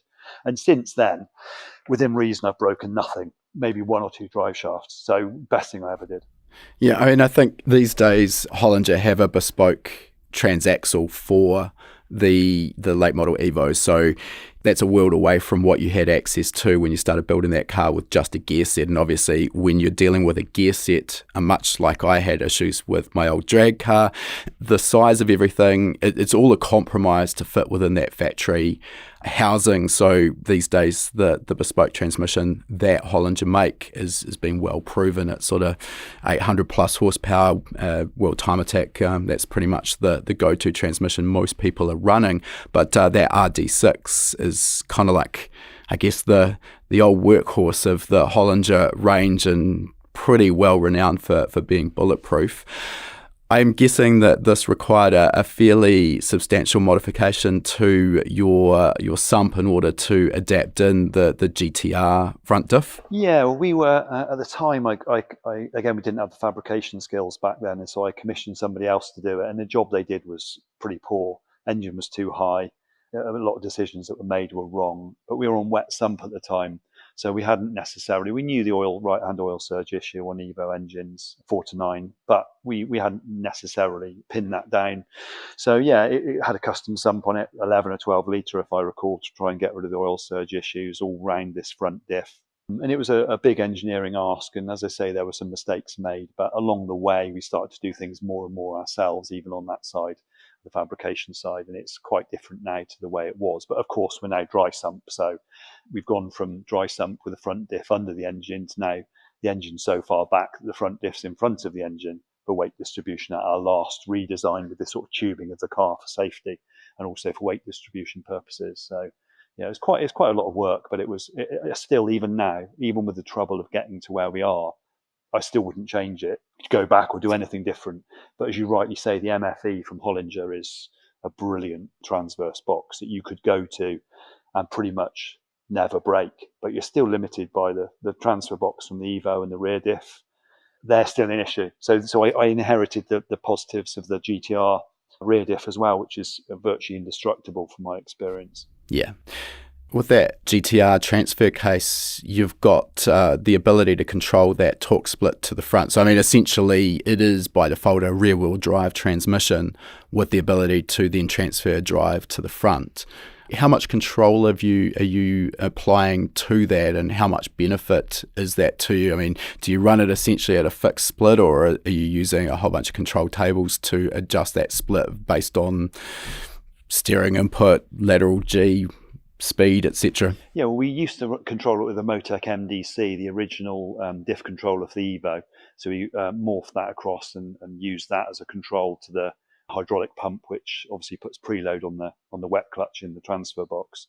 But now that's on board the M150, and again, the benefit of this dev license, I just got my guy who's a genius to write the tables for the full diff control into the M1, and that's now controlled. We've got 6 diff maps, 2-wheel drive only, 4-wheel drive locked, and then a number of dry, slippery, wet, and various different modes. And yeah, it's full 3D control strategy on a table, and then overlays of ABS active and braking pressures and all this sort of stuff. So it's more oversteery because it's never a 50-50 split, because the transfer box can never transfer the same amount of torque to the front diff, but you wouldn't want it to anyway, because it would then break the front diff. So it's much more rear biased.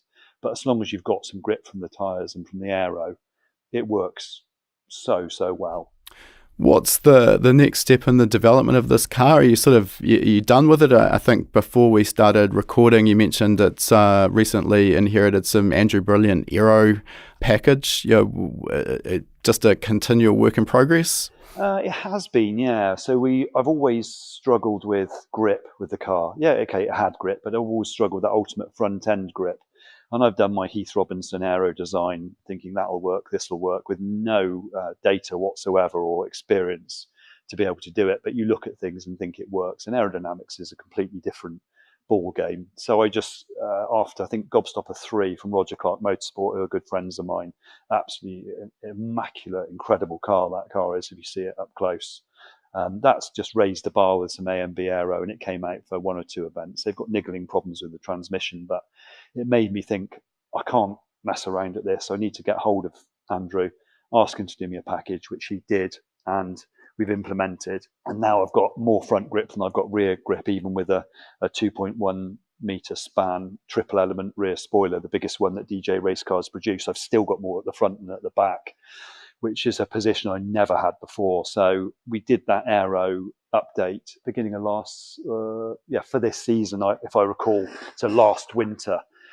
And that's all the development we did really for the year, and just tried to get the suspension to work and continue on with the reliability and little changes. So we finished basically every event, I think, this year, took that records, and we're on some non-bespoke suspension. So for this winter, the only change we're making, apart from tidying the car up, is some Olin's TTX 4-way. So to really take control of that aero package that we've got now. But the grip the car is absolutely immense now.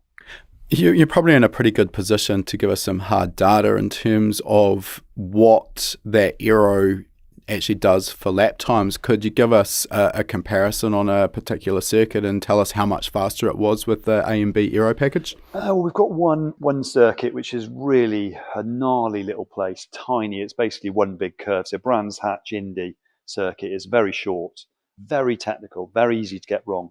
And my best there previously was 45.3, but on the absolute ragged edge with new tyres that I couldn't replicate.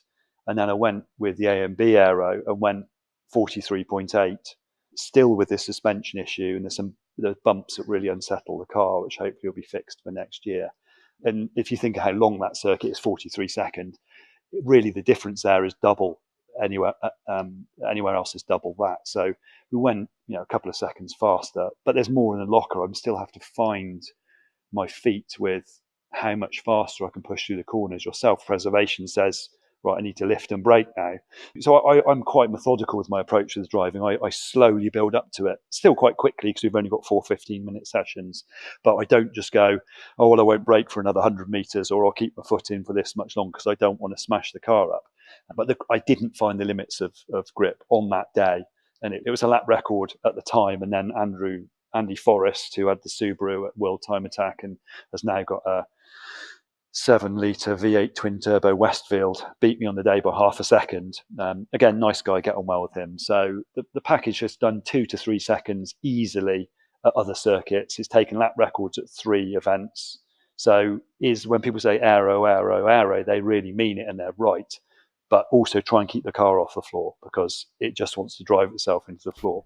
Yeah, obviously it creates some other complexities around the suspension design in terms of, as you mentioned, keeping the car off the ground at high speed, but not setting it up so stiff that it's got no mechanical grip in the lower speed stuff where the aero doesn't work. But a couple of seconds or 2 or 3 seconds in terms of lap time improvement. For those who are listening and maybe aren't circuit racing, might not sound like an eternity, but that is an absolutely massive chunk of time. And trying to gain that with just more engine power is going to be a very, very difficult pursuit. So, I can't say enough good things about it. My own experience, and while the aero that we have on our SR86 endurance car is nowhere near as developed, I kind of went from backyard aero, which was minimal to nothing, to an aero package. And as you mentioned there, learning the car, learning how much higher the grip level was, it takes quite a bit to readjust your driving to suit that. And again, just like you, I'm sort of not going out trying to find that limit at the first corner. It's a case of slowly building up to it, but can be quite impressive just how fast you can take it. You sort of go through a corner thinking to yourself, there's no way I'm going to get out the other side of this. And you sort of think, oh, well, actually, maybe I could go another 5K faster next time. It's just quite incredible the difference it can make. All right, Simon, I think we probably should start moving towards wrapping this thing up as I'm watching the clock keep ticking, and I do want to respect your time. So we've got the same 3 questions we ask all of our guests. The first of those is, what's next in the future for you and Norris Designs? What's on the radar? More of the same, I think. Unless we suddenly come across a new vehicle that we want to start tuning, I'm happy doing what we're doing. I feel we still do a great job and push the envelope, serving our customers well. So I don't have any objectives. I've got a wife and 3 kids, and I enjoy my personal time as much as this. I still love coming to work. So there's nothing immediately springs to mind, just more of the same, I guess. Rinse and repeat. Fair enough. Next question, is there any advice you'd give to a younger version of yourself, or perhaps one of our listeners, that would help reach where you have in your career today faster, or potentially maybe avoid some pitfalls that you've come across along the way? Faster, probably not, but certainly you have to put the work in and you have to graft. And I used to work till midnight every night when I first started, and I think that work ethic needs to be repeated for most, from my own opinion. But I don't think you need to get the balance right where you're happy, because when you're tired and you're not happy, you're not productive. So keep the balance right, even though you're trying to further yourself.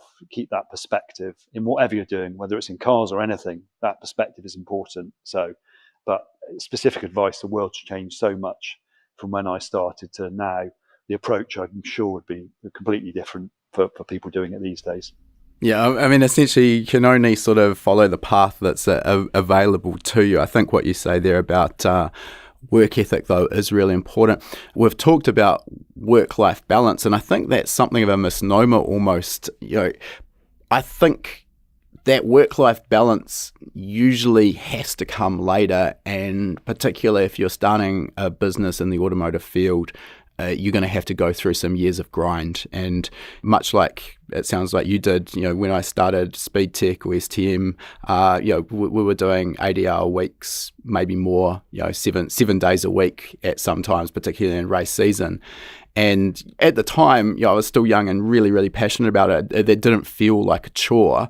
Now in later life, I don't think I could go back and do that. So, that work-life balance for me has come a little bit later because I put in that hard work back in those earlier days. Yeah, definitely. It's a sliding scale, isn't it? Young people have the drive and have the capacity to do these things. So, and the older you get, the less able you are to do it. So, but yeah, you don't get something for nothing in life. If you put nothing in, you're going to get nothing back. So, but also people doing things that they're passionate about, as you said a lot earlier, I think reaps rewards. You find some funny little niche, but you love that, then there's probably other people that love it as well, and you can potentially make a business and a career and a life from that. Yeah, absolutely. All right, Simon, last question for today. If people want to find you, follow you, see what you're up to, how are they best to do so? Have you got some social media accounts, websites, etc.? We have, yeah. I don't do the social media myself personally, but we have Instagram and Facebook as the main portals of pictures and videos and other social activity. We've got norrisdesigns.com, which is undergoing a refresh, which is going to be launched a new website soon. But I think that's probably the best way for people to get in contact, or phone call or email. I'm great at emails, not so good at phone calls. So in terms of getting me on the phone. So yeah, if people want to get in contact, we'd be happy to hear from them. Well, as usual, we'll put all of your contact details in the show notes to make it nice and easy for people to find you. Oh, Simon, it's been a pleasure chatting. Norris Designs was an inspiration to me, when I was running my own company. You were a big name back then and have continued to excel. So really great to sit down and find out a little bit more about your backstory. So thank you for taking the time to chat to us. Thank you, really appreciate it. And likewise, Speed Tech as well were something that I aspired to and admired from a distance as well. So we seem to have very similar upbringings and experiences along the way, which is quite uncanny. It does seem that way. All right, thanks, Simon. Thank you. If you enjoyed this episode of Tuned In with Simon from Norris Designs, we'd love it if you could drop a review on your chosen podcasting platform. These reviews really help us to grow our audience, and that in turn helps us to continue to get more high quality guests. To say thanks, each week we'll be picking a random reviewer and sending them out an HPA t-shirt free of charge anywhere in the world. This is also a great place to ask any questions you might have too, and I'll do my best to answer them if your review gets picked. So this week, a big shout out to VTech Justin from the United States, who said, do you like cars? Do you like technical details? This one's for you. Simply a great platform, great hosts, guests, and professional execution. This is not the horse around podcast, it's knowledge and serious business podcast. Great details, content, and knowledge galore. Oh, thanks for your kind words there, Justin. And if you reach out with your t-shirt size and shipping details, we'll get a fresh tee shipped straight out to you. All right, that concludes our interview. And before we sign off, I just wanted to mention, for anyone who's been perhaps hiding under a rock and hasn't heard of High Performance Academy before, we are an online training school and we specialize in teaching a range of performance automotive topics, everything from engine tuning and engine building through to wiring, car suspension and wheel alignment, data analysis, and race driver education. Now, remember, you've got that coupon code. You can use podcast75 at the checkout to get $75 off the purchase of your first course. You'll find our full course list at hpacademy.com/courses. Important to mention that when you purchase a course from us, that course is yours for life as well. It never expires. You can rewatch the course as many times as you like, whenever you like. The purchase of a course will also give you 3 months of access to our gold membership. That gives you access to our private members only forum, which is the perfect place to get answers to your specific questions. You'll also get access to our regular weekly members webinars, which is where we touch on a particular topic in the performance automotive realm. We dive into that topic for about an hour. If you can watch live, you can ask questions and get answers in real time. If the time zones don't work for you, that's fine too. You're going to get access as a gold member to our previous webinar archive. We've got close to 300 hours of existing content in that archive. It is an absolute goldmine. So remember that coupon code podcast75. Check out our course list at hpacademy.com/courses.